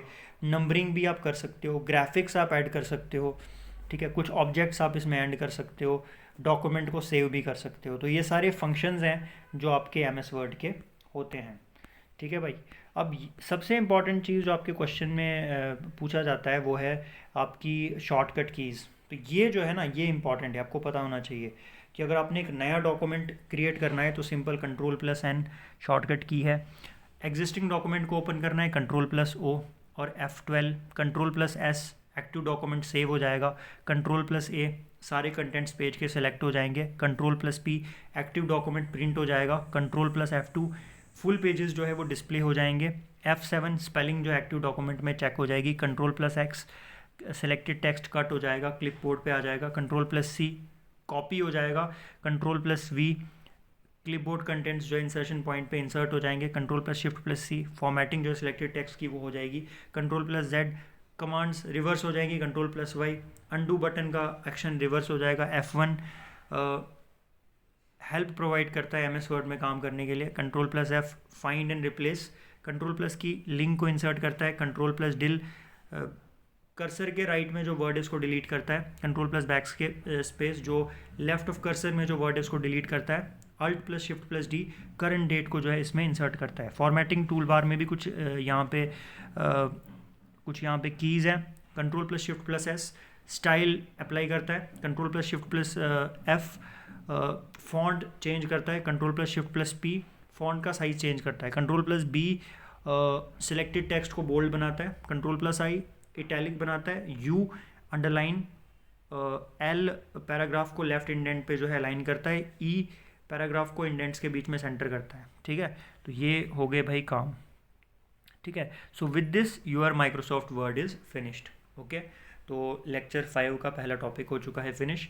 अब बात करते हैं दूसरे एमएस वर्ड की एप्लीकेशन, दूसरे आपके एमएस ऑफिस की एप्लीकेशन की, which is your Microsoft Excel. तो माइक्रोसॉफ्ट एक्सेल क्या है भाई? Microsoft Excel is nothing but एक इलेक्ट्रॉनिक स्प्रेडशीट है। अब स्प्रेडशीट क्या होता है भाई? स्प्रेडशीट आप समझ लो कि एक कागज़ का टुकड़ा होता है जिसमें हम क्या करते हैं, जिसमें हम जो अकाउंट्स होते हैं ना, जो हमारा खर्चा होता है, जो सैलरी होती है एम्प्लॉयज़ की, उसको हम लिखते हैं। ठीक है, तो उसी चीज़ को जब हम डिजिटल फॉर्म में रिप्रेजेंट करते हैं उसको हम एक्सेल बोलते हैं। तो इससे क्या होता है कि अकाउंटिंग पर्पज़ के लिए पैसा जो है, कितना पैसा खर्च हो रहा है उसका इन्फॉर्मेशन रखने के लिए जो है हम इसका यूज़ करते हैं। ठीक है, तो स्प्रेडशीट क्या होती है भाई? एक मैट्रिक्स होती है रोज़ एंड कॉलम्स की। ठीक है, जो कि एक अकाउंटिंग लेजर की तरह होती है। स्प्रेडशीट प्रोग्राम जो है ये ग्राफ्स बनाने के लिए, पिक्चर्स भी हम इंसर्ट इसमें कर सकते हैं। तो कुछ पॉपुलर जो अपने सॉफ्टवेयर्स हैं, जैसे कॉरल क्वाड्रो प्रो है, स्नोबॉल है, लोटस 1 2 3 है, एप्पल नंबर्स है। अब यहाँ पे एम एस एक्सेल की शुरुआत कैसे हम इसको स्टार्ट करते हैं? तो आप स्टार्ट बटन पे क्लिक करो, उसके बाद रन ऑप्शन पे क्लिक करो, रन डायलॉग बॉक्स स्क्रीन पे दिखेगा। अब एक्सेल जो है टेक्स्ट बॉक्स पे आपने टाइप करना है और एंटर की जो है वो प्रेस करनी है। स्टार्ट बटन पे क्लिक करो, सारे प्रोग्राम्स आएंगे, माइक्रोसॉफ्ट ऑफिस आएगा, माइक्रोसॉफ्ट ऑफिस एक्सेल आएगा। ब्लैंक स्प्रेडशीट का जो नाम है वो बाय डिफ़ॉल्ट आ जाएगा बुक 1 XLSX, जहाँ पे XLS और XLSX जो है ये एक्सटेंशंस हैं। ठीक है, ये आपको पता होना चाहिए इसकी एक्सटेंशंस क्या होती हैं। माइक्रोसॉफ्ट एक्सेल के जो कंपोनेंट्स हैं, टाइटल बार है, like MS word title bar क्या है आपको बताएगा, एप्लीकेशन का नाम और फाइल का नाम, 3 कंट्रोल बटन है, minimise maximise close, function same. Ribbon में पैनल ऑफ कमांड्स जो ऑर्गेनाइज्ड हैं into a set of tabs. Tab में क्या है भाई? होम टैब है, क्लिपबोर्ड है, फॉन्ट अलाइनमेंट है, नंबर है, स्टाइल, सेल्स एंड एडिटिंग है। Insert tab, tables, illustrations, charts, links and text. Page layout tab, themes, page setup, scale to fit, sheet options, arrange. Formulas tab जिसमें function, library, defined names, formula, auditing and calculation. Data tab, gate external data, connections, sort and filter, data tools and outline. Review tab, proofing, comments and changes. Status bar, information, currently active worksheet के बारे में। Formula बार जो कि ribbon के नीचे होता है जिसमें हम वर्कशीट को एडिट करते हैं। फंक्शंस क्या हैं भाई इसके? So what are the functions जो आप कर सकते हो इसमें? तो प्री डिटरमाइंड जो फार्मूलाज होते हैं उनको फंक्शंस बोलते हैं। जैसे सम है तो जितनी भी वैल्यूज़ हैं उनका ऐड करना है तो सम के थ्रू होता है। एवरेज, वैल्यूज़ का एवरेज निकाल सकते हो। काउंट, कितने सेल्स हैं उनको काउंट कर सकते हो। मैक्सिमम वैल्यू जो है उसको आप ऑब्टेन कर सकते हो। मिनिमम वैल्यू आप ऑब्टेन कर सकते हो। ठीक है, तो स्प्रेडशीट के कुछ बेसिक पॉइंट्स यहाँ पे कि स्प्रेडशीट एक सॉफ्टवेयर है, ठीक है, जिसके थ्रू आप क्या कर सकते हो कि नंबर्स को एंटर कर सकते हो, कैलकुलेट कर सकते हो और एनालाइज कर सकते हो। रो एंड कॉलम जहाँ पे इंटरसेक्ट करते हैं उसको हम सेल बोलते हैं। तो सेल क्या होता है? कि इंडिविजुअल कंटेनर होता है डेटा का। सेल में नंबर्स भी हो सकते हैं जिनको कॉन्स्टेंट्स होते हैं, फॉर्मूलाज होते हैं, टेक्स्ट होते हैं।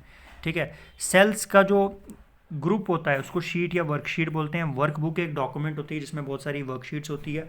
रो को हम एक नंबर देते हैं जो उसको आइडेंटिफाई करता है, जैसे 1 2 3 4 5। कॉलम को हम लेटर देते हैं जो उसको आइडेंटिफाई करता है, जैसे ABCDEF। एक्टिव सेल वो सेल होता है जिसमें हम काम कर रहे हैं। सेल पॉइंटर, सेल बाउंड्री है जो बताती है कि कौन सा सेल एक्टिव है। फॉर्मूला एक इक्वेशन है जो कैलकुलेट करता है कौन सी वैल्यू हमने डिस्प्ले करनी है। सेल एड्रेस जो है वो स्पेसिफाई करता है जहाँ पे रो एंड कॉलम इंटरसेक्ट करते हैं। ठीक है, तो ये हो गया हमारा काम। सो दिस इज़ बेसिकली अब यहाँ पे अपना जो MS एक्सेल है उसके कुछ शॉर्टकट कीज़ हैं जो आपको पता होनी चाहिए। जैसे F2 है सिलेक्टेड सेल को एडिट करना है, F5 है स्पेसिफिक सेल पे जाना है, C6 F7 है स्पेलिंग्स को चेक करो, F11 चार्ट क्रिएट करो, control plus shift current time enter करो, कंट्रोल प्लस दिस एंटर करो current date, alt plus shift plus F1 insert new worksheet, shift plus F3 insert function window को open करो, shift plus F5 find को open करो और dialog box को find tab के साथ जो है आप रिप्लेस करो, कंट्रोल प्लस ए सारे कंटेंट्स जो वर्कशीट के हैं उनको सेलेक्ट करो, control plus B highlighted section को आपने बोल्ड करना है, कंट्रोल प्लस आई हाईलाइटेड सेक्शन को इटैलिसाइज करना है, कंट्रोल प्लस के लिंक आपने इसमें इंसर्ट करना है, control plus you highlighted selection को आपने अंडरलाइन करना है, control plus P print dialogue box को जो है लाना है ताकि प्रिंटिंग स्टार्ट हो, control plus Z last action को अंडू करना है, control plus F9 current workbook को आपने मिनिमाइज़ करना है, control plus F10 currently selected workbook को मैक्सिमाइज़ करना है, control plus F6 open workbooks के बीच में आपने स्विच करना है। ठीक है, तो ये आपकी आ जाएंगी, तो ये सारी आपकी टैब्स आ जाएंगी किसकी, माइक्रोसॉफ्ट एक्सेल की। अब हम बात करते हैं माइक्रोसॉफ्ट पावर पॉइंट की।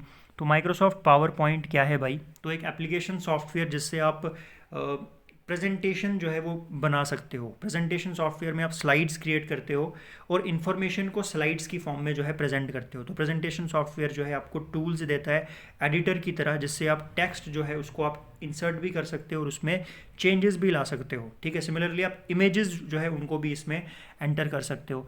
तो MS पावर पॉइंट को कैसे स्टार्ट करेंगे हम लोग, स्टार्ट बटन पे क्लिक करो, सारे प्रोग्राम्स आएंगे, फिर उसमें से माइक्रोसॉफ्ट ऑफिस को चुनो, फिर माइक्रोसॉफ्ट ऑफिस पावर पॉइंट 2007 आएगा। बाय डिफ़ॉल्ट जो ब्लैंक डॉक्यूमेंट का नाम होगा that will be presentation 1 PPT, जहाँ पे PPT और PPTX जो है पावर पॉइंट फाइल की एक्सटेंशन होगी।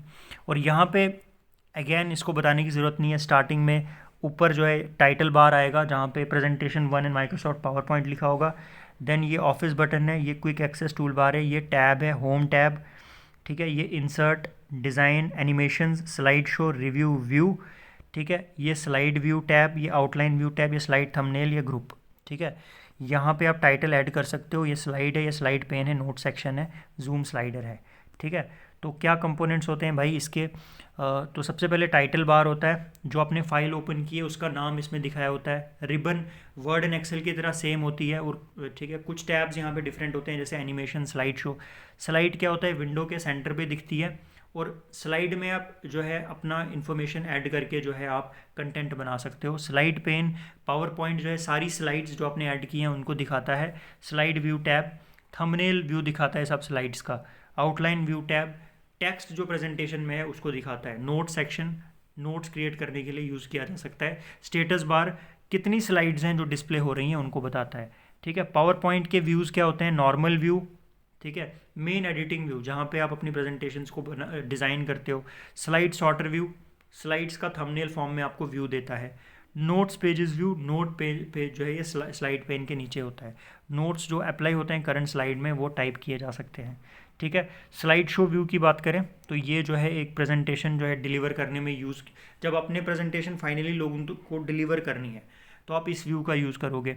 ठीक है, पूरी कंप्यूटर स्क्रीन यहाँ पे यूज़ होती है एक्चुअल प्रेजेंटेशन की तरह। ठीक है, master view, slide view, hand out view और नोट्स व्यू इसमें आता है।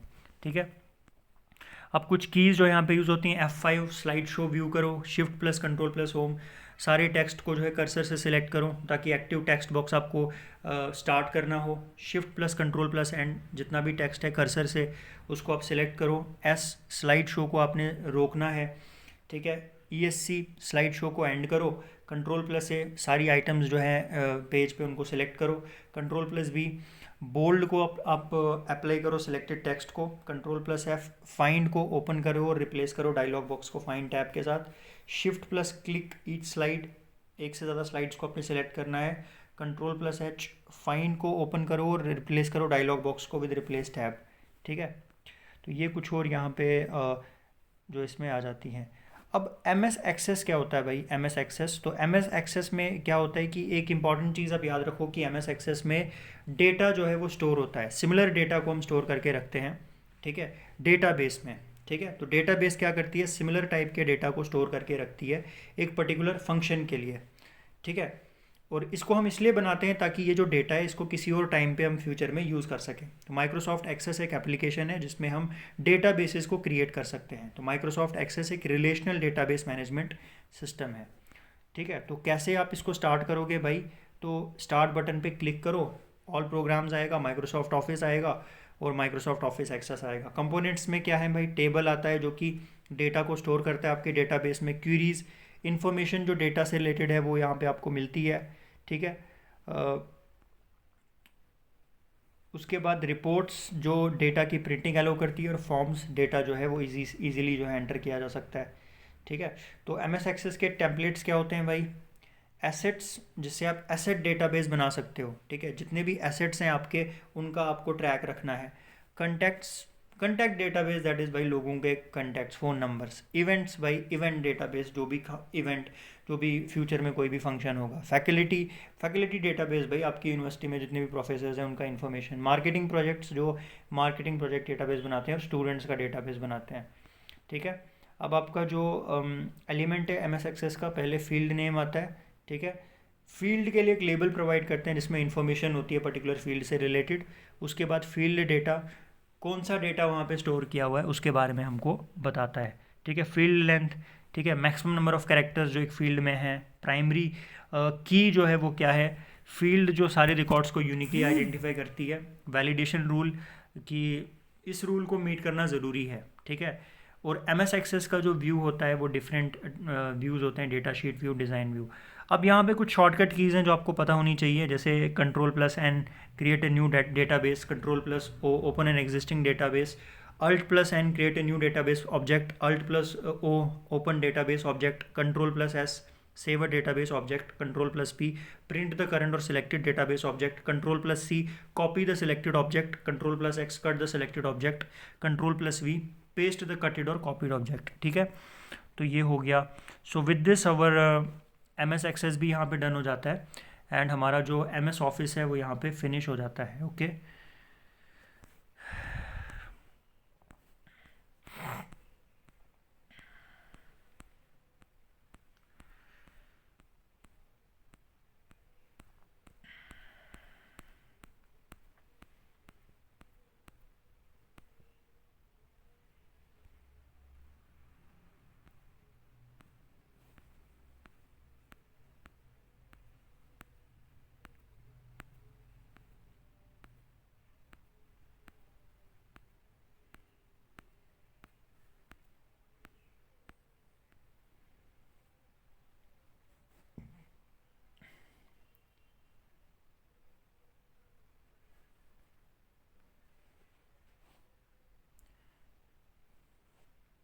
अब हम बात करने वाले हैं हमारे लास्ट टॉपिक की, which is internet and it's services.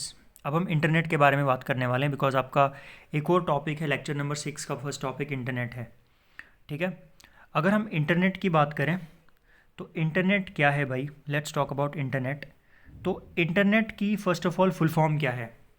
Internet का मतलब है इंटरनेशनल नेटवर्क, और इसकी शुरुआत जो है वो 1950s में हुई थी, और इसकी शुरुआत की थी विंड सर्फ ने, जिसको हम फादर ऑफ इंटरनेट बोलते हैं। तो इंटरनेट क्या है? इंटरनेट एक नेटवर्क ऑफ नेटवर्क्स है, दैट इज़ ये लाखों करोड़ों लोगों का एक नेटवर्क है। ठीक है, जिसमें बहुत सारे प्राइवेट और पब्लिक नेटवर्क्स आते हैं। ठीक है, प्राइवेट नेटवर्क्स मतलब लोगों का भी नेटवर्क है, और पब्लिक मतलब किसी गवर्नमेंट का भी नेटवर्क है। तो दो या दो से ज़्यादा कंप्यूटर सिस्टम्स जो एक दूसरे के साथ लिंक्ड होते हैं उसको हम बोलते हैं इंटरनेट। ठीक है, इंटरनेट के इतिहास की बात करें तो इंटरनेट की शुरुआत कैसे हुई उसके बारे में थोड़ा सा यहाँ पे इंफॉर्मेशन लेते हैं। 1969 में क्या हुआ? 1969 में एक यूनिवर्सिटी थी, यूनिवर्सिटी ऑफ कैलिफोर्निया, जो कि लॉस एंजलिस में सिचुएटेड है। ठीक है, एक और यूनिवर्सिटी थी, यूनिवर्सिटी ऑफ ऊता। ये जो है ये कनेक्टेड थे अर्पानेट के थ्रू। अर्पानेट की फुल फॉर्म क्या है? Advanced research projects agency network, और 50 किलोबिट सर्किट के थ्रू ये कनेक्टेड थे। तो ये दुनिया का सबसे पहला पैकेट स्विचिंग नेटवर्क था। इस प्रोजेक्ट का गोल क्या था कि डिफरेंट यूनिवर्सिटीज़ के जो कंप्यूटर्स हैं उनको कनेक्ट किया जाए, और यूएस का डिफेंस जो है उसको कनेक्ट किया जाए। तो मिड 80s में एक और एजेंसी, नेशनल साइंस फाउंडेशन, ने एक नया हाई कैपेसिटी नेटवर्क बनाया जिसका नाम था NSF नेट, जो कि अर्पानेट से ज़्यादा बेटर था। अब एनएसएफ नेट का एकमात्र जो ड्रॉबैक था, जो खामी थी, वो क्या थी कि इसमें सिर्फ एकेडमिक रिसर्च ही हो सकती थी और कोई प्राइवेट बिजनेस का अपना काम इस पे नहीं कर सकता था। तो प्राइवेट ऑर्गेनाइजेशंस एंड लोग जो है उन्होंने अपने नेटवर्क्स बनाना शुरू किया, जिनको बाद में इंटरकनेक्ट किया गया with ARPANET and NSF net, internet बनाने के लिए। अब इंटरनेट के फ़ायदे क्या हैं भाई? इंटरनेट के फ़ायदे क्या हैं ये बताना कोई मुश्किल बात नहीं है भाई, कि आप एक दूसरे के साथ, आप एक कंट्री में हो तो कोई दूसरा बंदा किसी दूसरी कंट्री में है, उसके साथ आप कम्युनिकेट कर सकते हो। ठीक है, कोई भी बंदा जो है इंटरनेट पे कनेक्ट हो सकता है, चाहे वो दुनिया के किसी भी कोने में बैठा हो। इंटरनेट पे अगर आप डॉक्यूमेंट पब्लिश करोगे तो कागज़ जो है आपका बचता है। ठीक है, कंपनीज़ के लिए बहुत बढ़िया ज़रिया है जिसके थ्रू वो एडवर्टाइज़ कर सकते हैं, बिज़नेस कर सकते हैं, और इन्फॉर्मेशन जो है वो ज़्यादा आसानी से जो है वो पहुंचती है। डिसएडवांटेज क्या है कि बहुत सारे कंप्यूटर वायरसेस जो है वो फैलते हैं। ठीक है, इंटरनेट को पे जो मैसेजेस फैली, अफवाहें भी बहुत जल्दी फैलती हैं। ठीक है, बहुत सारी जो इन्फॉर्मेशन इंटरनेट पे होती है वो गलत होती है। ठीक है, कभी कभी कुछ ऐसी चीज़ें इंटरनेट पे शेयर की जाती हैं जो सही नहीं होती हैं। साइबर फ्रॉड्स भी बहुत ज़्यादा होते हैं। अब इंटरनेट कनेक्शंस की बात करें, ये इंपॉर्टेंट है हमारे पास। तो इंटरनेट कनेक्शंस क्या होते हैं? ठीक है, तो देखो, जब भी आप इंटरनेट कनेक्शंस की बात करते हैं तो दो चीज़ें जिनको हम देखते हैं जब भी हम डिसाइड करते हैं कि हमें कौन सा इंटरनेट कनेक्शन लेना है, वो है बैंडविड्थ और कॉस्ट। ठीक है, अब इंटरनेट की जो स्पीड है वो डिपेंड करती है बैंडविड्थ के ऊपर। अब कुछ इंटरनेट कनेक्शंस जो अवेलेबल होते हैं, क्या कौन कौन से कनेक्शंस होते हैं? सबसे पहले आता है डायल अप कनेक्शन। तो डायल अप कनेक्शन क्या होता है? Let's talk about it. तो डायल अप क्या है कि एक ऐसा मेथड है इंटरनेट के साथ कनेक्ट होने का जिसमें हम क्या करते हैं, हमारे पास जो टेलीफोन होता है उसको हम यूज़ करते हैं। ठीक है, तो डायल अप कनेक्शन में क्या होता है, टेलीफोन लाइन का यूज़ करके जो है हम लोग इंटरनेट के साथ कनेक्ट हो पाते हैं। हम क्या, एक यूज़र जो होता है, जैसे मैं एक यूज़र हूँ तो मैं क्या करूँगा, जब मैं एक डायल अप कनेक्शन लूँगा तो मैं क्या करूँगा, जो मॉडेम है, मैं एक फ़ोन नंबर जो है उसको डायल करूँगा इंटरनेट सर्विस प्रोवाइडर का। ठीक है, जो क्या है, जो क्या करेगा, जो मेरी कॉल को रिसीव करेगा। आईएसपी क्या करेगा, बाद में ये क्या करेगा, internet service provider connection establish करेगा, जो इस्टेब्लिश करने में इसको 10 सेकंड लगेंगे। ठीक है, और जब ये कनेक्शन इस्टेब्लिश होगा तो कुछ बजिंग साउंड्स जो हैं वो आएंगी। फिर है ब्रॉडबैंड कनेक्शन। तो ब्रॉडबैंड कनेक्शन क्या होता है भाई?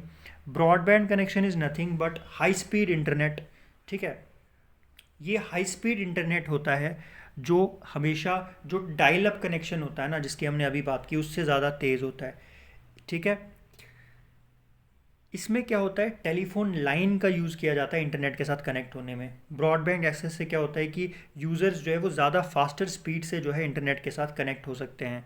ठीक है, 256 KB से ज़्यादा स्पीड से। ठीक है, ब्रॉडबैंड में क्या होता है कि बहुत सारी हाई स्पीड ट्रांसमिशन टेक्नोलॉजीज़ होती है, जैसे DSL, digital subscriber line, popular broadband connection है ये। ठीक है, जिसमें जो इंटरनेट है वो कैसे प्रोवाइड किया जाता है, इसमें जो इंटरनेट है उसको ट्रांसमिट किया जाता है जो वायर्स होती हैं लोकल टेलीफोन नेटवर्क की, उनके थ्रू। DSL जो है सबसे कॉमन टाइप की ब्रॉडबैंड सर्विस है जिसमें एग्जिस्टिंग कॉपर टेलीफोन लाइंस को यूज़ किया जाता है। फिर आता है केबल मोडेम। सर, ये सर्विस से क्या होता है कि जो केबल ऑपरेटर्स हैं वो हमको ब्रॉडबैंड प्रोवाइड करते हैं। ठीक है, वही केबल्स का यूज़ करके जिनके थ्रू हमारे घरों में टीवी वगैरह चलता है। ठीक है, तो मोस्टली जो केबल मॉडेम्स होते हैं एक्सटर्नल डिवाइसेस होती हैं जिनमें दो कनेक्शंस होते हैं, एक होता है केबल वॉल आउटलेट का और दूसरा होता है कंप्यूटर का। तो ट्रांसमिशन स्पीड 1.5 MB पर सेकंड से ज़्यादा भी हो सकती है। और फिर आता है ब्रॉडबैंड ओवर पावर लाइन। तो ये इसमें क्या है कि ब्रॉडबैंड जो है वो low and medium voltage electric power distribution network के थ्रू हमारे घरों में पहुँचाया जाता है। वो एरियाज़ जहाँ पे बाकी ब्रॉडबैंड कनेक्शंस नहीं है वहाँ के लिए बेस्ट है, रूरल एरियाज़ के लिए।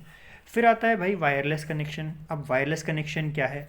तो वायरलेस ब्रॉडबैंड जो है ये क्या करता है, ये एक घर को या बिजनेस को इंटरनेट के साथ कनेक्ट करता है एक रेडियो लिंक के थ्रू। ठीक है, कस्टमर की लोकेशन और सर्विस प्रोवाइडर की फैसिलिटी के बीच में। वायरलेस ब्रॉडबैंड जो है ये मोबाइल हो सकता है, ठीक है, कि इसको आप एक जगह से दूसरी जगह ले सकते हो, या फिक्स्ड हो सकता है। DSL एंड केबल की के कंपैरिजन में वायरलेस ब्रॉडबैंड जो है इसमें कोई केबल की ज़रूरत नहीं पड़ती है। किसी भी एरिया में आप इसको आसानी से इस्टेब्लिश कर सकते हो। ठीक है, जहाँ पे DSL या केबल आप डिप्लॉय नहीं कर सकते। ठीक है, तो अब वायरलेस इंटरनेट कनेक्शंस की एग्जांपल्स की बात करें तो सबसे कॉमन जिसका आप सब ने नाम भी सुना होगा, दैट इज़ वाईफाई। वाईफाई की फुल फॉर्म क्या है? Wireless fidelity. तो एक यूनिवर्सल वायरलेस नेटवर्किंग टेक्नोलॉजी है, ठीक है, जिसमें क्या होता है कि रेडियो फ्रीक्वेंसीज के थ्रू डेटा को ट्रांसफ़र किया जाता है। वाईफाई क्या करता है? हाई स्पीड इंटरनेट कनेक्शंस को अलाउ करता है, इसमें केबल्स एंड वायर्स का यूज़ नहीं होता है। वाईफाई नेटवर्क्स आप पब्लिक इंटरनेट एक्सेस, मतलब पब्लिक प्लेसेस पे, restaurants, coffee shops, hotels, airports, convention centres या सिटी पार्क्स में यूज़ कर सकते हो। फिर आता है world VMAX, world wide inter operability for microwave access. तो ये क्या है भाई? सबसे पॉपुलर ब्रॉडबैंड वायरलेस टेक्नोलॉजीज़ है आज के टाइम पे। वीमैक्स सिस्टम्स जो है ये ब्रॉडबैंड एक्सेस रेजिडेंशियल और कस्टमर्स को जो है एक सस्ते तरीके से जो है उनको प्रोवाइड करते हैं, ठीक है। वीमैक्स जो है ये उन एरियाज़ में भी सर्विसेज प्रोवाइड करता है जहाँ पे वायर्ड इंफ्रास्ट्रक्चर इस्टेब्लिश करना मुश्किल है। इसके बाद आता है मोबाइल वायरलेस ब्रॉडबैंड सर्विस। तो ये सर्विसेज भी मोबाइल टेलीफोन सर्विस प्रोवाइडर्स जो हैं वो प्रोवाइड कर रहे हैं। ये सर्विसेज जनरली मोबाइल कस्टमर्स के लिए ज़रूरी हैं। एक स्पेशल पीसी कार्ड चाहिए जिसमें एक बिल्ट इन एंटीना होता है जो यूज़र के कंप्यूटर के साथ कनेक्ट होता है। जनरली ये जो है लोअर स्पीड्स देते हैं, कुछ 100 KB पर सेकेंड में, ठीक है। तो ये आ गया। तो this is something that we studied, okay. फिर कुछ टर्म्स हैं रिलेटेड टू इंटरनेट, जिसमें आपका आता है वर्ल्ड वाइड वेब।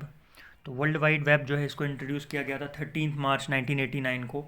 तो ये एक सिस्टम है इंटरनेट सर्वर्स का जो हाइपर टेक्स्ट एंड मल्टीमीडिया को सपोर्ट करता है, ठीक है, जिसमें आप बहुत सारे इंटरनेट प्रोटोकॉल्स को एक टाइम पे एक्सेस कर सकते हो।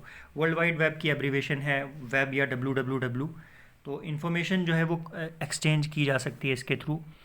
फिर वेब पेज की बात करें तो वेब पेज क्या होता है? वेब पेज में इंफॉर्मेशन होती है और लिंक्स होते हैं रिसोर्सेज के, टेक्स्ट और मल्टीमीडिया दोनों, ठीक है। फिर आता है वेबसाइट। तो बहुत सारे जो वेब पेजेस होते हैं उनका जो ग्रुप होता है that is called is website, ठीक है। वेबसाइट जो है डिजिटल डॉक्यूमेंट्स की एक कलेक्शन होती है, HTML फाइल्स की जो लिंक्ड होती हैं एक दूसरे के साथ। वेब ब्राउज़र की बात करें तो वेब ब्राउज़र क्या होता है? एक सॉफ्टवेयर एप्लीकेशन जिसके थ्रू हम क्या करते हैं कि हम वर्ल्ड वाइड वेब पे जो कंटेंट है उसको डिस्प्ले करते हैं। वेब ब्राउज़र्स प्रोग्राम्स होते हैं जिसके थ्रू हम इंटरनेट को एक्सप्लोर करते हैं, ठीक है। हम एक से ज़्यादा वेब ब्राउज़र्स जो है हम उसको डाउनलोड कर सकते हैं। वेब ब्राउज़र्स की बात करें तो डिफरेंट टाइप के होते हैं, 2 टाइप के होते हैं। एक होता है टेक्स्ट वेब ब्राउज़र जो सिर्फ टेक्स्ट बेस्ड इंफॉर्मेशन देता है जैसे लिंक्स है, और ग्राफिकल वेब ब्राउज़र जहाँ पे टेक्स्ट के साथ साथ इमेजेस को भी शो किया जाता है जैसे सफारी है, गूगल क्रोम है एंड ओपरा है, ठीक है। इसके बाद हमारा सिलेबस का लास्ट टॉपिक आता है ईमेल, ठीक है। एंड बिकॉज इसमें मैंशनड है तो चलिए थोड़ा सा इसको भी पढ़ ही लेते हैं। तो ईमेल क्या होता है भाई? एक मतलब आप समझ लो कि जैसे पुराने ज़माने में क्या होता था कि चिट्ठी भेजी जाती थी, तो आप समझ लो कि आज के टाइम की चिट्ठी होती है ईमेल, कि डिजिटली जो है इन्फॉर्मेशन को भेजा जाता है, ठीक है। तो ईमेल से क्या होता है कि मैसेजेस जो है उनको डिजिटल फॉर्म में सेंड किया जाता है और रिसीव किया जाता है, ठीक है। कंप्यूटर सिस्टम्स के बीच में जो है ईमेल एक कंप्यूटर सिस्टम से दूसरे कंप्यूटर सिस्टम में भेजी जाती है, मैसेजेस को एक्सचेंज किया जाता है, ठीक है, कुछ इंटरनेट प्रोटोकॉल्स के थ्रू, कुछ रूल्स के थ्रू। तो ईमेल को यूज़ करने के लिए आपके पास एक ईमेल एड्रेस होना चाहिए। इमोटिकॉन्स या स्माइलीज जो है वो ईमेल में यूज़ किए जाते हैं इमोशंस को एक्सप्रेस करने के लिए, ठीक है। जहाँ पे ईमेल मैसेजेस को स्टोर किया जाता है उस जगह को हम मेल बॉक्स बोलते हैं। जो ईमेल एड्रेस होता है उसमें 2 पार्ट्स होते हैं जिनको सेपरेट करता है @ सिंबल। पहला पार्ट होता है यूज़र का नाम, दूसरा पार्ट होता है होस्ट का नाम, domain name, which can be Gmail, Rediff mail और वटेवर। लेकिन स्पेसेस जो है वो ईमेल एड्रेस में अलाउड नहीं किए जाते हैं, ठीक है। अरिहान बुक्स एक यूज़र नेम है और gmail.com इसका एक होस्ट नेम है, ओके। सो विद दिस आपका जो काइंड ऑफ हम कह सकते हैं कि थोड़ा सा ब्रीफ वर्जन जो आपके कंप्यूटर का है वो हमने फिनिश कर लिया है। होपफुली थोड़ा सा ओवरव्यू आपको इसका मिल चुका होगा। Thank you all, okay.